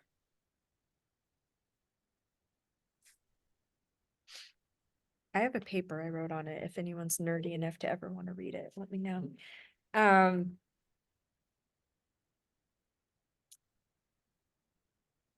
Okay, so that was a lot. Again, if you're sitting here going, I don't know, something about drops of water and there's pea soup also. That's okay. That's okay. But I do want to, my whole goal in introducing you to these ideas is because these three kinds of yoga come up a lot. A lot in this book. And I think it's nice for you to know some of that so that you can hopefully pull even more meaning and understanding from it. Any other questions or comments? We've done a lot. We've talked about Samkhya. We've talked about all of these words. We talked about the history of the Gita. We talked about frickin' liberation. Yeah. With the Jnana and the Karma and the Bhakti Yoga, Uh-huh. is it like a lot of the idea of like pick one and dedicate to it, or is it like, is it a practice like other yogas where it's you're kind of weaving some of these in, like working with some of the like releasing some attachments or like starting to devote the practice to God? Because like that was one of the things that was actually kind of challenging for me, like reading in the Gita was him saying, like Krishna was saying like get rid of all your like support systems and make me your only support system, basically. Where it's like you know, I'd love to, but that's kind of that's a lot to ask.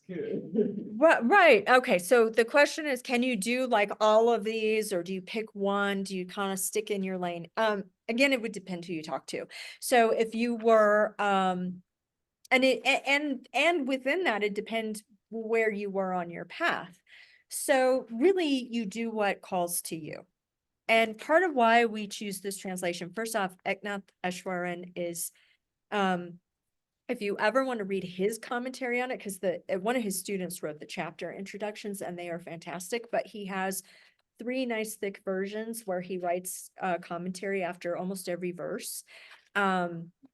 It's cool. And he's not, he doesn't represent a school or a tradition. So his tends to be a little less biased than like some others.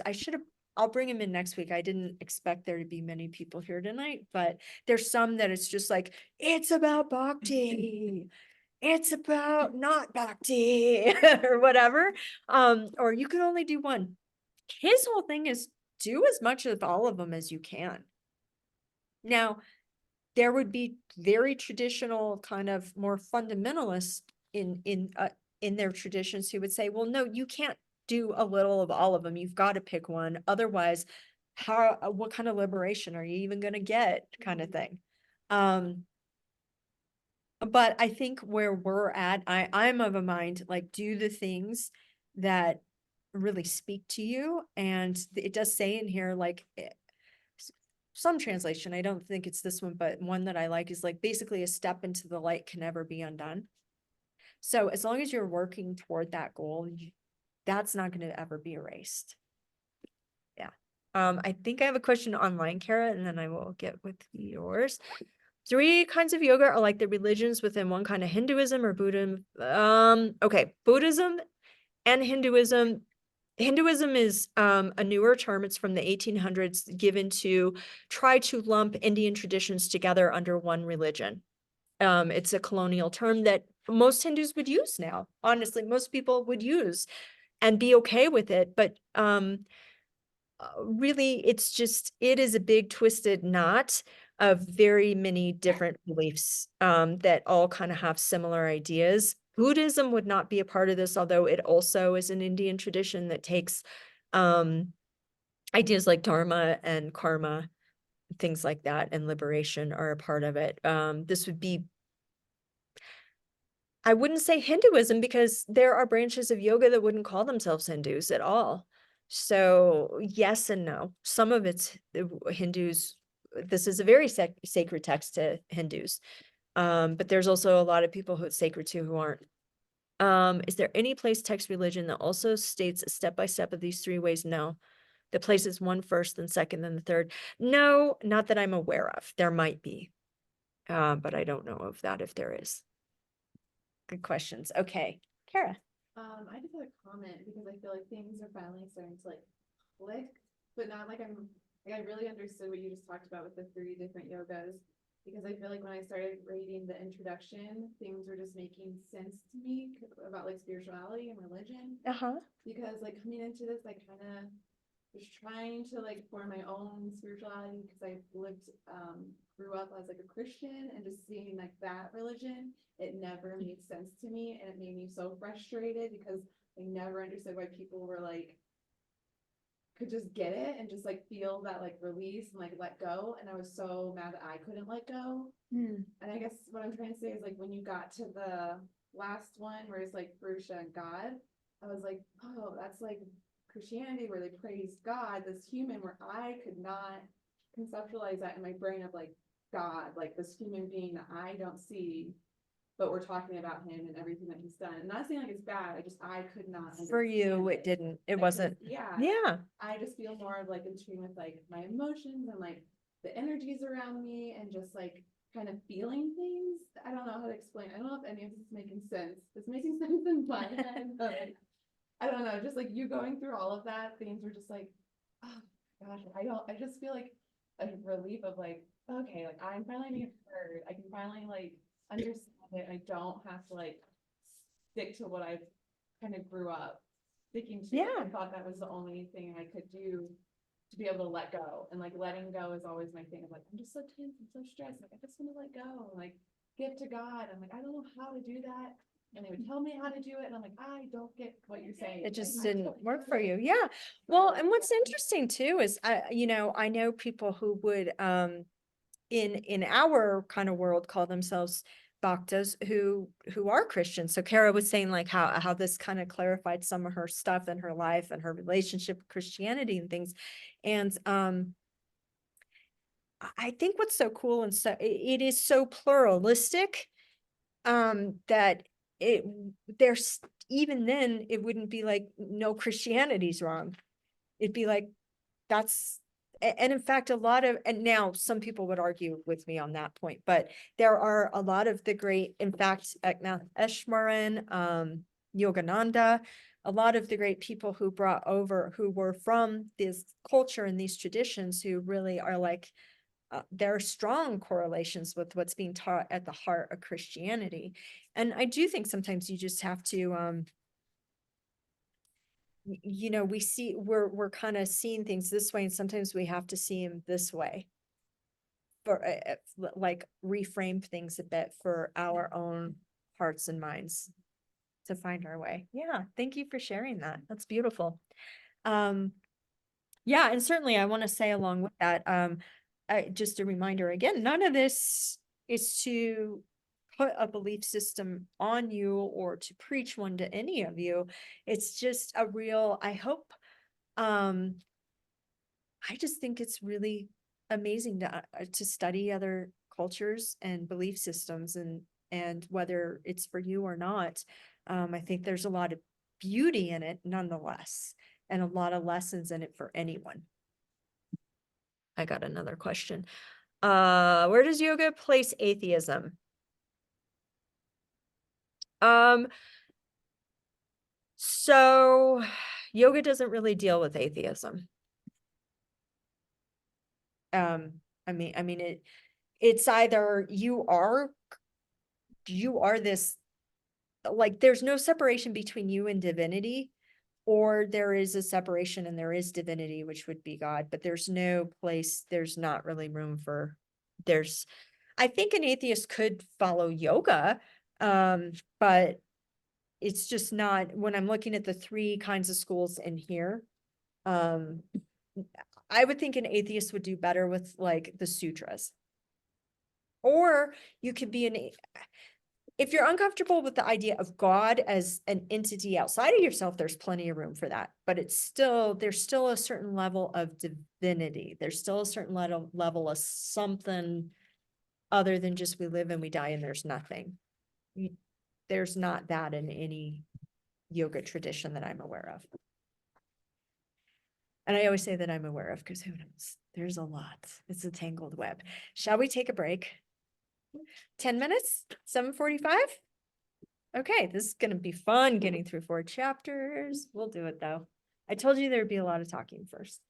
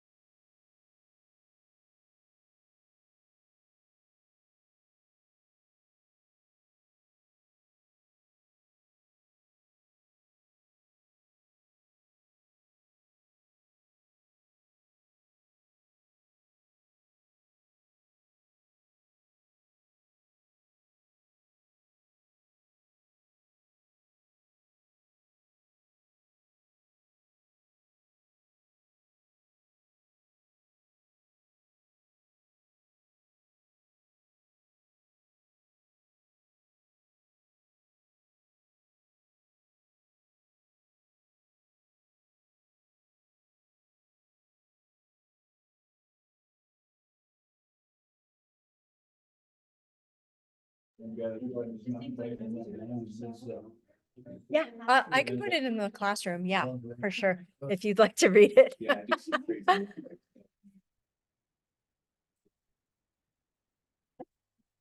Hey, and that's okay too, or never is okay too.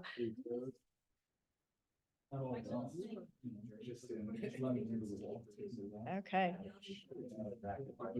Let's do a little pulling prana. We're waiting for people to get back, but let's get started with this and at least we'll be nice and focused. All right. Nice big round bellies and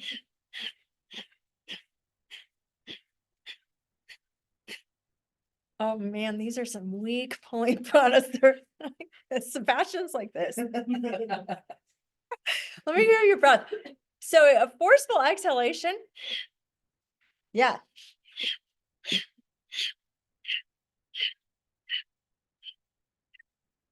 Who shoveled today? I am. I'm kind of feeling that. All right. Rest your arms. Close your eyes.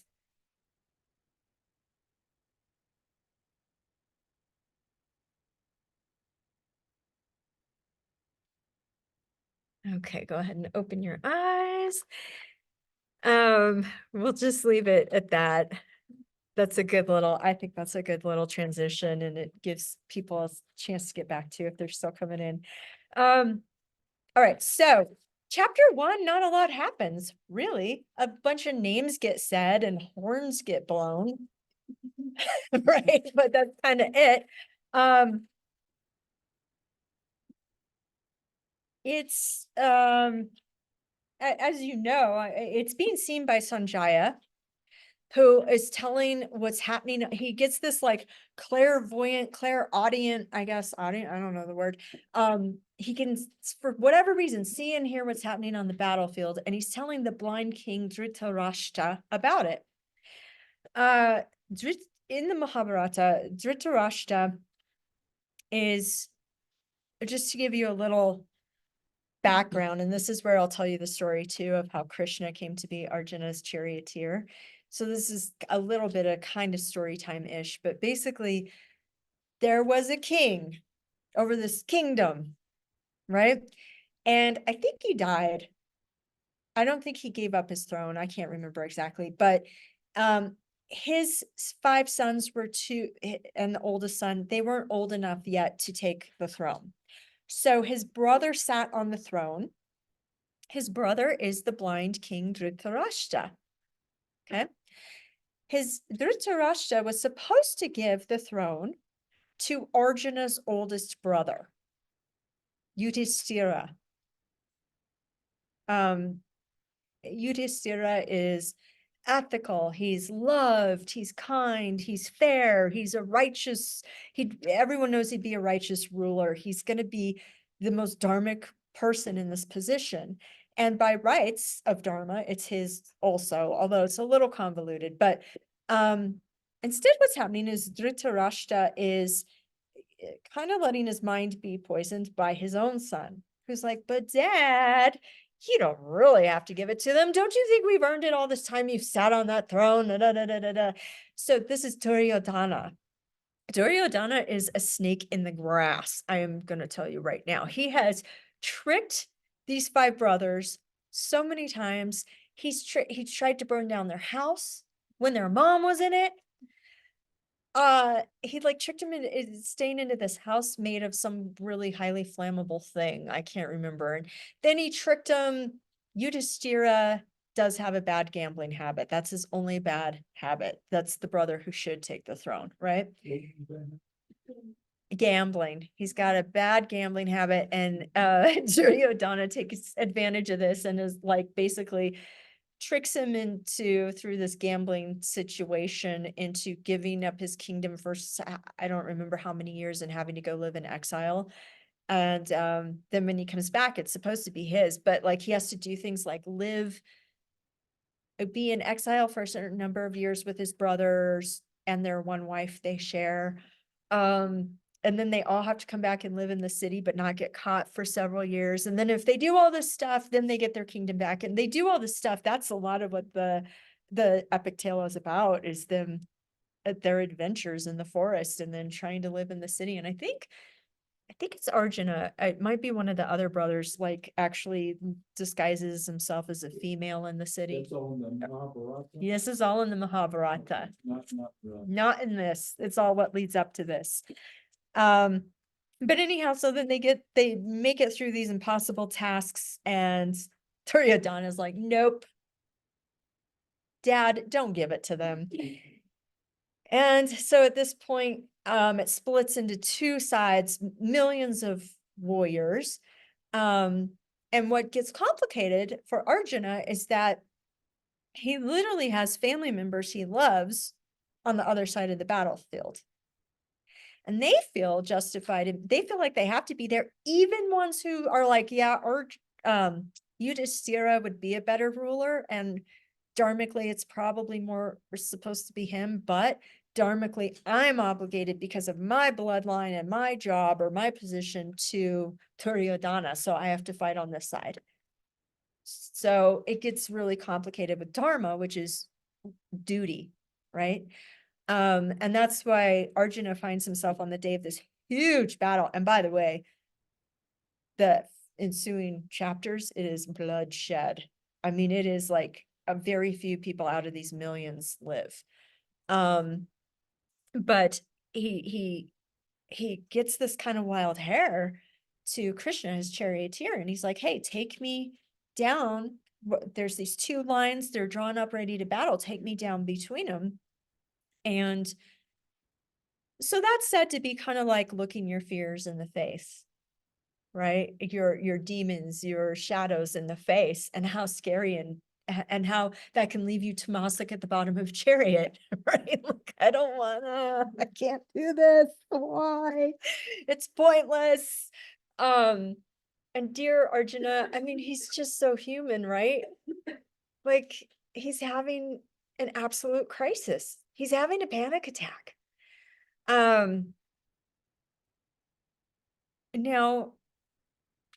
we talk about yoga maya and ego, and how that might get involved in things. And there is like these practices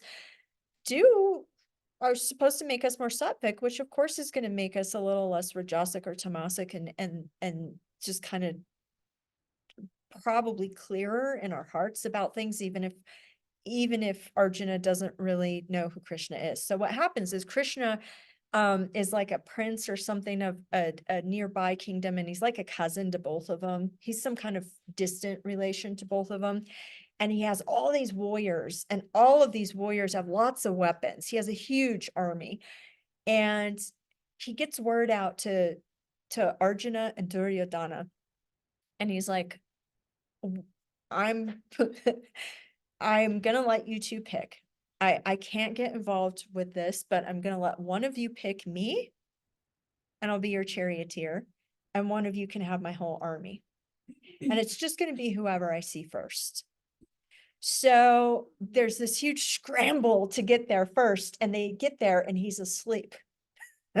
And so his assistant or whoever, I don't know, lets him in, and of course Duryodhana is kind of elbows Arjuna out of the way, and is like, Krishna is like right here, and he's like right up in his face, and Krishna's lying on his back, and Arjuna just sits down calmly by his feet.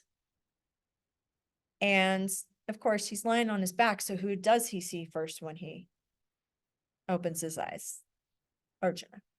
Which also, there's certainly symbolism around, head versus feet and things like that, I'm sure. But so Duryodhana's like, crap, I'm gonna wind up with this guy as my charioteer. And we know that's not the case, right? Arjuna picked Krishna to be his charioteer. And Duryodhana is like, sweet, I get the army. Are you kidding me? He's like, I'm out of here. No take backs. And he's gone, and he's stoked, and he's like, certainly I'm going to win now, because I have Krishna's who needs Krishna? I've got his army. And of course, the little moral of the story is it's much better to have divinity itself guiding your chariot than to have a whole army of men on your side, right? And that I think is about that Yoga Maya stuff too. I think even though they both at that time, Krishna's probably going, why the heck or pardon me, Arjuna, and I'll do that a lot. I don't know why I do that with their names, but Arjuna's probably like, why did I pick him as my charioteer? On some level, he's probably like, oh crap, was that the right choice? But some part of his subconscious mind, he's just somehow more sattvic. And so he had more clarity about which is going to be the better choice, even if it doesn't seem that way. Kind of cool, huh? Yeah, the Mahabharata doesn't outline why he picked him as his cherry. No, it doesn't outline why. It's just one of those big sweeping epics where stuff happens and then the commentators in tradition tell us these things. Yeah. Yeah. Isn't it to do with like, I don't know, just our natural inclination when we're in a stressful situation or a point of decision, and we're just like, why me, God? Like, and then he was, you're saying sattvic, but it sounded like he was desperate in this place of sorrow where he had to make a decision. And so when you're in that place, Well, once he's in the battlefield, yes. Yeah. But when he made the decision to pick Krishna, I think he was pretty calm and sattvic. And but even then, even when Krishna is freaking out, he's more sattvic than Duryodhana, just by nature. What's that? Arjuna. Thank you. Yeah. So yeah, I mean, that is how we arrive at the situation. And it's nice too, as you're reading, maybe just to kind of think about, like, I've heard it said, like, I think it's Yogananda who says something like Dhritarashtra is the blind king and he's really there so we ask ourselves, how am I like this blind king? How am I turning a blind eye to my responsibilities and my dharma and doing what's right? So all of these are us, right? And how do we act like Duryodhana and talk ourselves into turning a blind eye to things, even though we know better, right? And in this chapter, and then in others, but you'll see it a lot in this chapter, Krishna really starts by appealing. He's just like, I got to just get you up off the floor of this chariot. So he kind of just appeals to Arjuna's very human nature and his ego. And he's kind of like, come on, don't look like a dummy in front of your friends. Like, don't look weak. Come on, you're a manly man, get up or whatever. And it doesn't really work, does it?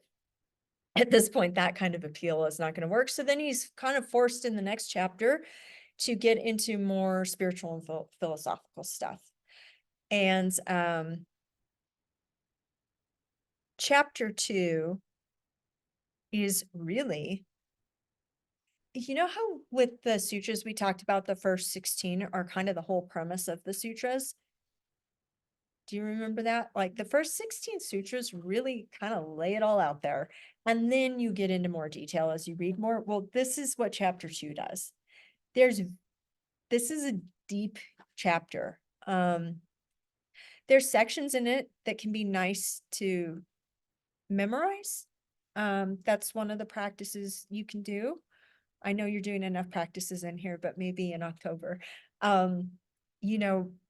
Eknath Eshwaran talks about a kind of meditation where it's passage meditation, and he gives suggestion to, chapter 2 is full of great stuff to memorize.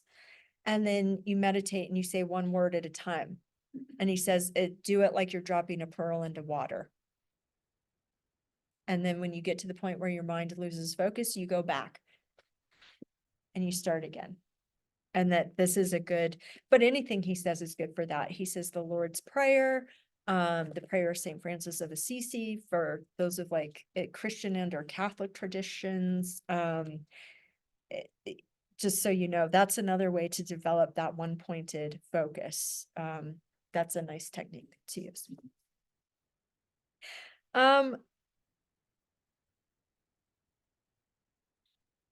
Going forward on other nights, I really do want to take time to make it more practical, but tonight I want to just, like I said, get some of this philosophy down and also just kind of Like, I thought it might be good to read some of this to you and then to talk you through this kind of active reading I'm talking about, where you go, oh, cold, hot, that means yum, yuck.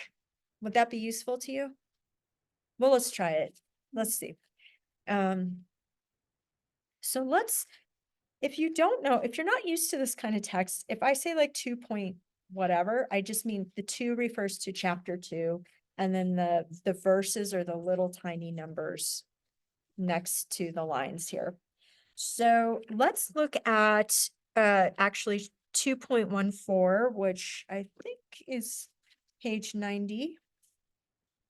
And I'll read to you a little and kind of talk you through some of these ideas here. So when the senses contact sense objects, right? So when we have our chitta, our pond, when stuff falls in it, like a leaf or a rock, a person experiences cold or heat, pleasure or pain. What's cold or heat, pleasure or pain? Yum yuck. Why do we know to yum yuck? Is the whole reason is we have a memory of that thing. Yeah, we have imprints, samskaras, that are either like, ooh, that was pleasurable, or oh, that sucked.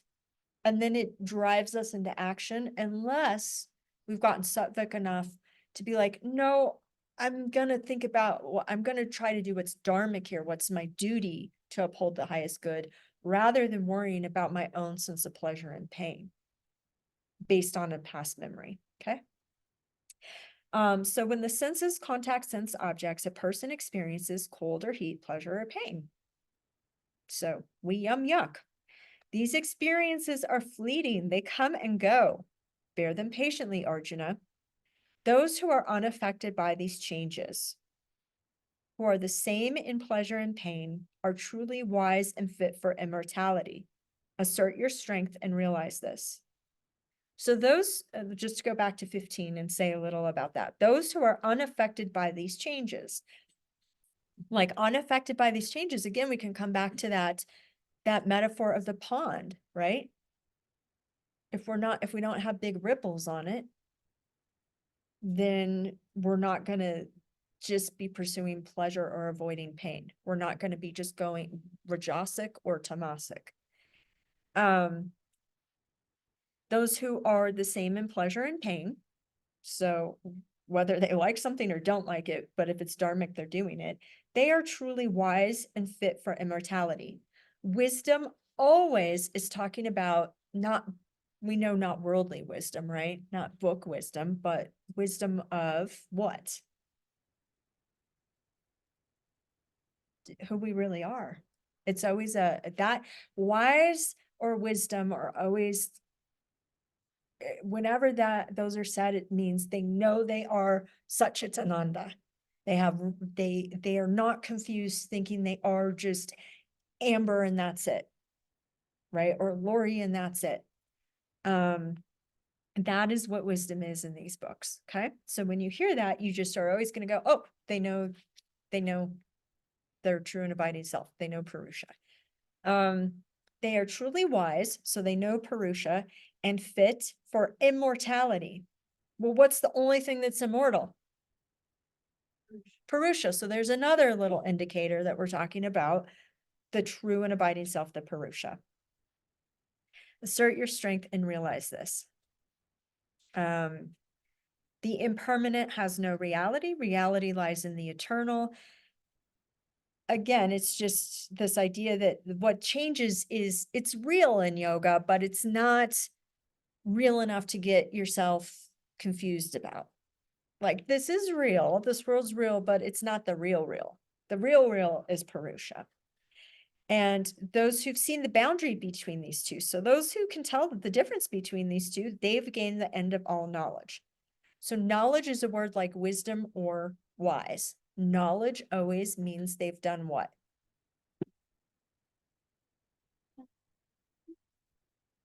Had direct experience of what? So this isn't a mental knowledge. It's knowledge is like wisdom. So what I just say wisdom is knowing who you truly are. the Satchitananda. Yeah, the big ass self. So when we talk about knowledge, that's what knowledge is in this book too. So does that kind of help to see how you don't, the more you do this too, the easier it gets and the more used to it you get. And then there will be places where you're like, oh, does what Amber said, am I reading this right? Is that what that really means here? But it's a good practice just to do and to, you know, go through this. The end of all knowledge. Well, what's the end of all knowledge? What is it? It's self-realization. The very next word is realize. Realize that which pervades the universe and is indestructible. Well, what's the only indestructible thing? Purusha and God, but that's not exactly what he's talking. You'll know when he's talking about God because he'll say, me, love me, this kind of stuff. No power can affect this unchanging, imperishable reality. So again, unchanging, imperishable. That's just like Patanjali says. He's saying the body is mortal, but that which dwells in the body is immortal and immeasurable. So again, we get more of these trying to describe what Purusha is. Therefore, Arjuna, fight in this battle. So again, the battle is about getting in there and trying to overcome all this confusion about who you are and realizing who you actually are. That's what the battle is. Questions or comments on that little section?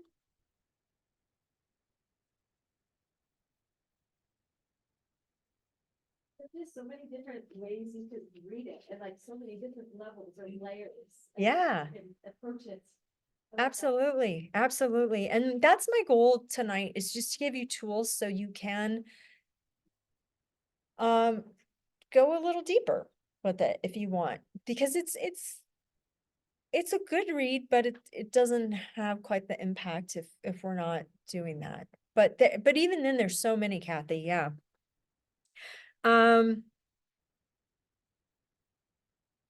We talked about Dharma, but let's look at 2.31 and 2.33.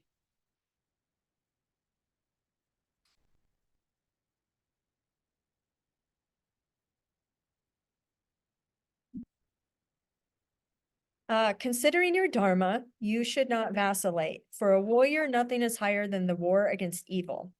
The warrior confronted with such a war should be pleased, Arjuna, for it comes as an open gate to heaven. So this is saying this is your duty. Again, we're not looking at it as an actual battle, but it's a battle within oneself. There's not an actual heaven, although there are, in Indian traditions and yoga traditions, you can gain boons that will get you into kind of temporary heavens, but they're not actual liberation. But they're pleasant enough. I wanted to point this out though, but if you do not participate in this battle against evil, you will incur sin, violating your dharma and your honor. Now, sin is very different than what we're used to, kind of. It just means it's not dharmic.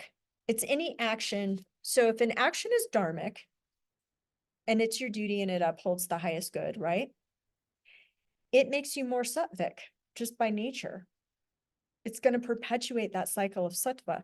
When it's adharmic, there's an author who says instead of calling it sin, we could call it obscuration. So it's just, it obscures yourself, your thinking of who you are from Purusha more and more. So any action that makes that distinction, it makes you more confused about who you are, is what's considered sin and evil in here.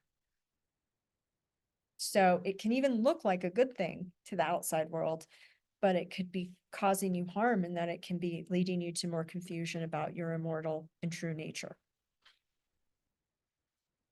Okay. I'm gonna fly now. We good? Okay. We'll have more time for discussion next time. I just do want to get us through 3 and 4 quickly. So that's, I mean, chapter 2, we could literally spend all of our time on chapter 2. It is just, there's so much. I mean, I have more highlights than non-highlights when I go through chapter 2. Chapter 3, at this point, is where we start to get into more about karma and karma yoga. Selfless service is a way of saying karma yoga. And we know that karma is what? Action.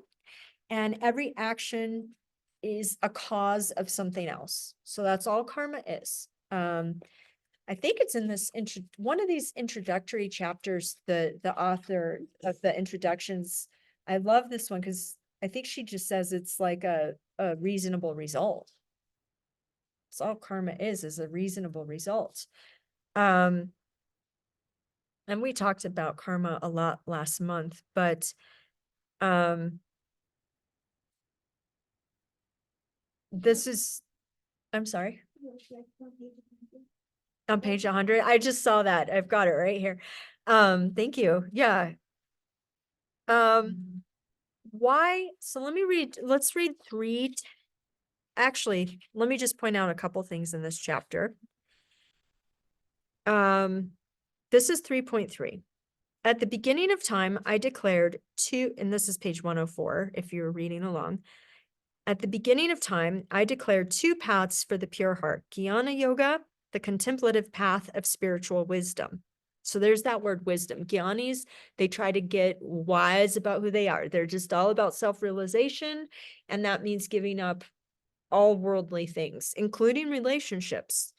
And I don't mean just romantic relationships. I mean, they don't have kids. They don't have families. It's none of that. And karma yoga, the active path of selfless service. Karma yoga is sometimes called buddhi yoga. I'll remind you of that later. Don't worry about it right now. But this is just a great example of these 2 schools of yoga and how it's like, oh, well, there's 2 of them that he's saying right there are good. Later on, he'll say one's better than the other. In general, as you're reading, and I can't remember if it's this chapter or chapter 4 or even 5, but he'll talk about, I'm telling you, they're both okay, but Jnana yoga is a lot harder. Jnana will get you liberated, but it's so hard, and you have to do it perfectly. You have to do it in a way in which your non-actions are truly non-actions. It's much easier to practice karma yoga in the world, be a part of the world, participate, and just have non-action within your actions. And that comes from giving up the fruit of your actions. That just means you don't get attached to the outcome. He's saying that's hard, but it's a lot easier and a quicker path for most people than going into the forest. Yeah.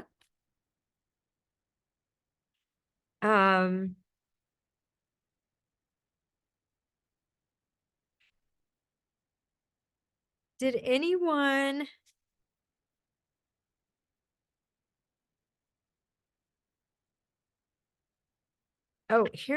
hang on just a second.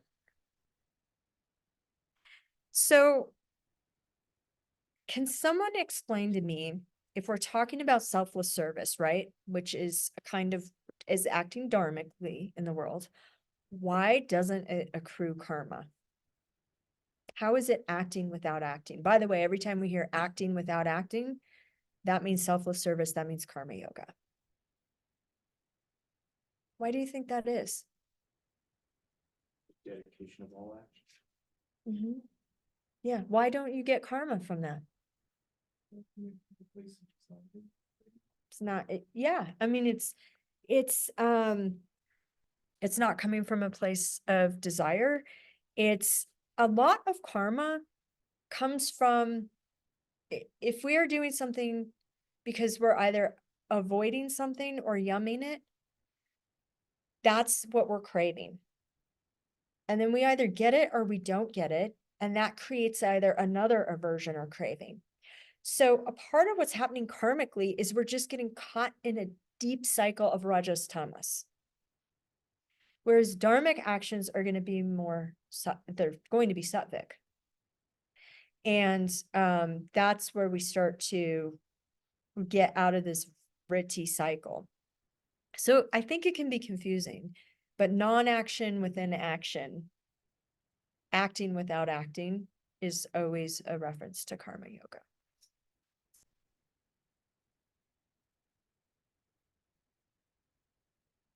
Y'all are hanging with me really well. Let me just talk briefly about a couple of things in chapter 4.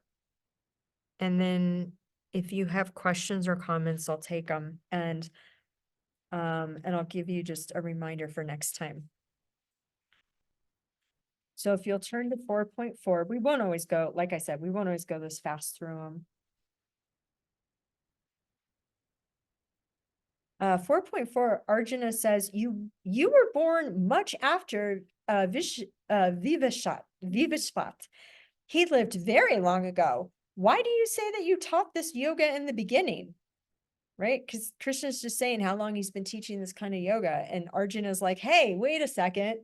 You were born long after that person you just said you taught it to. That's an example of what? Do you remember that word I told you? Yoga Maya. It's an example of Yoga Maya. So at this point, this is an example of Arjuna just kind of being like, the veil's down here. He's like, wait a second, dude. We've been friends since we were kids. You're not, this isn't who you are. And you'll see that come in and out. And then you'll have times where Arjuna clearly knows. And he finally at one point he'll really get it. Here's an explanation of action within inaction. Okay, this is 4.16 through 4.18. So this concept I was just talking about. What is action and what is inaction? The question has confused the great sages. I will give you the secret of action with which you can free yourself from bondage. The true nature of action is difficult to grasp. You must understand what action is and what is inaction, and what kind of action should be avoided. The wise see that there is action in the midst of inaction and inaction in the midst of action. So he's saying, even when you're sitting down meditating, it's not an inaction, there's still action within it. But when you're wise, you can see that you can find this inaction within your actions in the world. Their consciousness, so the consciousness of the wise is unified. Unified sounds a lot like what? Single pointed. Yeah. So their consciousness is unified. They're not flipping and flopping all over and yum and yucking. It's unified. And every act is done with complete awareness. So this is a part of that, getting that sattvic mind so that actions aren't just, we're not reacting in the world. Every action is, apparently, according to Krishna, you get to a point where it is chosen rather than just being a reaction to circumstances. And that when that happens, you become dharmic, and then you get off the wheel of suffering and you can get liberated the more dharmic you get. Yeah. My goodness. What a lot of stuff to think about. What are you thinking? What questions or comments do you have? I wanted to share this funny thought that I had during a meditation that I had. I was noticing all my senses and just kind of doing like a mindfulness check-in. And I was like, oh, that's all Prakriti. That's all it is. And I kind of imagine myself like in a field and like noticing all of these things around me, and then saying like, oh, hi Prakriti, like, have you seen Purusha? And then just like giggled because like I am Purusha. It's like, hi, me. Have you seen me? I love that. That was Mari, by the way. I don't know if you can tell voices yet, but that I love that. Thank you for sharing that. What else? Anything else? Yeah. This is really This is exciting. Kara. I feel like this is exciting to just learn about this and just have things be very like clear, like just understanding things more. I don't know. I'm just excited. Yeah, I love that. Yeah, like the yoga sutras were like fun to learn, but that like hurt my brain and like it's something that I'm gonna have to like read a lot over. But the Gita, I don't know, there's something about it that just like clicks for me and I'm like excited to just continue reading about it. And I haven't even like gotten through all the chapters we were supposed to read. I just read the introduction and I was like, this is so Yeah, exciting. that introduction is so good. If you do have time, I love this book, but that introduction, that was written by Eknath Easwaran, and he's fantastic. He was a scholar as well as a practitioner. So that it's a little more scholarly than like if you ever get his books. They're more, he's kind of the storyteller. Like he just tells stories more than gets this, they're not academic or scholarly, kind of like the intro is. So he kind of writes in different voices depending. But yeah, I love hearing that. Thank you for sharing that. What else? Yeah. Is this gonna go along with the whole like, it's better to give than receive? And like when you know you've given yourself like to a charity event or even given a gift and you don't have any desire to have a thank you in return. Yeah, so Shawan was asking if this is like, I'm just gonna get them caught up because I don't know if you can hear it because she's tired and I don't know if her voice is projecting, but is this kind of like it's better to give than to receive, and when you give something and you're not even expecting like a thanks? And is this what this is, like karma yoga? Is Yeah, that so, what you like, mean? The idea is we are all born with the obligation to be selfless. Mhm. And that is a universal dharma. Mhm. Like a universal duty Yes, to one universally, our dharma would be a selfless one. Yes, for and sure. there's individual dharma, Mm-hmm. like my path Yeah. might look different, who I serve Mm-hmm. without obviously caring about the product. The results. Uh-huh. The results is different than like I don't care. Yeah, you have your swa or your personal dharma. And so, yeah, there's like this universal duty, and then there's the individual swadharmas, which is like your way of also kind of working through contending with your karma. Like you have this opportunity to, here's your karma you're dealing with.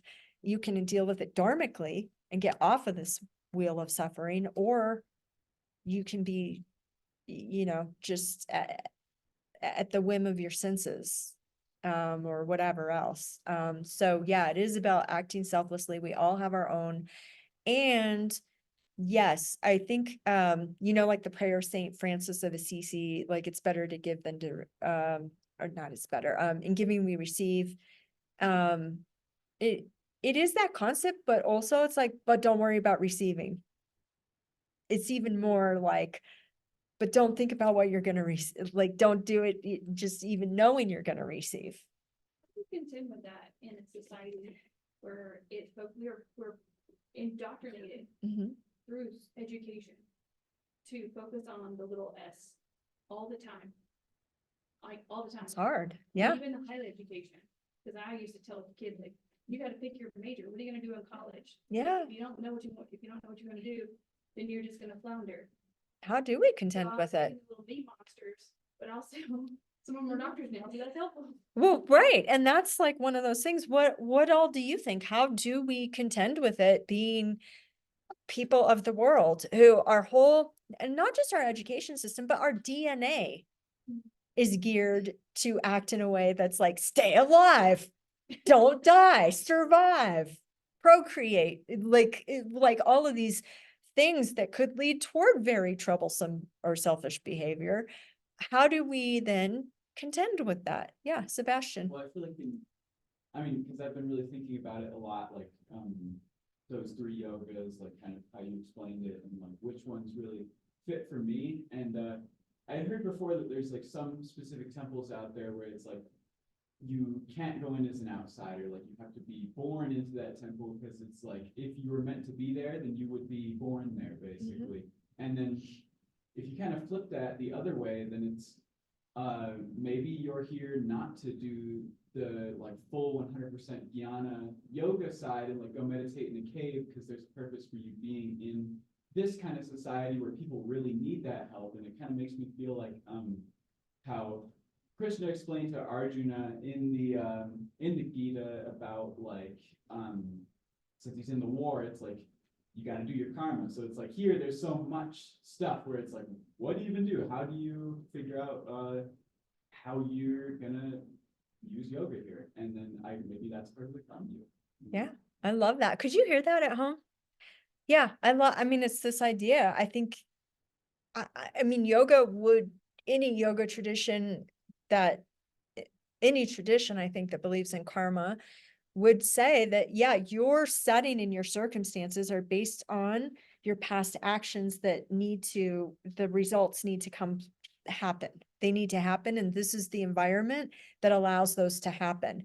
And so it also means it's the environment where you're going to have a certain dharma that you wouldn't have if you were born in India of a certain caste system, of a certain tradition, It's like, yeah, so it very much is like this kind of, we're in the battle big time, I feel like, Siobhan, like we've got all the warriors lined up out here just going to the grocery store, much less going through our education system or being on social media or anything else. So it is just a constant, I think we contend with it by just like realizing that that's probably exactly what we're here to do, like you said, and realizing that it's going to be hard, and that we're probably, like, for me, I don't think I'll get liberated in this life. It's cool if it happens, and I'm not saying I'm aiming low, but I aim kind of low, because if I just aim at liberation, that to me is daunting. That to me is too much for my little human abilities. And so it's like, can I just get a little more sattvic? Can I make a slightly better choice? Can I slow down before I respond? Can I try more often than not to choose the selfless rather than the selfish choice?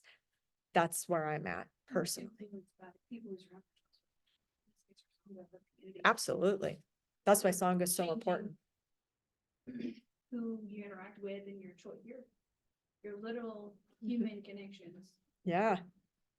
It could shift your, what karma, what yoga you want to focus on, or just even shift your ability to take it in. And how you even start to see the world and respond to vrittis and the samskaras, because what's that thing, like, you are basically a conglomerate of the 5 people you are closest to in the world. So, like, be careful who those people are, I guess, is part of it. Like, or at least be wise as to how they influence you, because we do, and yoga very much recognizes we influence each other, and that influence is dealt with in different ways. So the Jnana yogis, they try to get away from other people because they're like, no, you're not going to influence me, Adam. No. Karma yogis are like, hey, it's great if I can get on a mountaintop and get calm, but what's going to happen as soon as I come down from the mountaintop and the first person looks at me wrong? Like, I've got to be able to deal in the world in a way that is dharmic. And then the bhaktas would be like, that was the first one I thought, I'm so sorry. My brain, it's time to go home. My brain just stopped. It's like, it's 8:29. I'm done. I forgot what I was going to say. If I remember it, I'll tell you next time. I went absolutely blank. Oh, how they contend with other humans. And so then bhaktas, the way they contend with other humans is Sangha, very Sangha oriented, in that they want to be around other people who are devoted to their tradition. So they recognize the influence of others in that way. Yeah. Good. Should we go home? You want to get some sleep? All right. It is almost 8:30. Have a lovely night. Thank you so much. I don't know if I am gonna see you again this weekend, but I'm gonna see if Austin will let, I'll probably be at your mid-month check-in. So have a good night. Thank you, everyone. Thanks everyone at home. Great job. I know it's hard to be online for this stuff. You doing all right with it, Mari? Yeah, I'm used to it at this point. You've gotten used to it. Okay. Bye, everyone. All right. Good night, y'all. Leave your stuff in here if you want.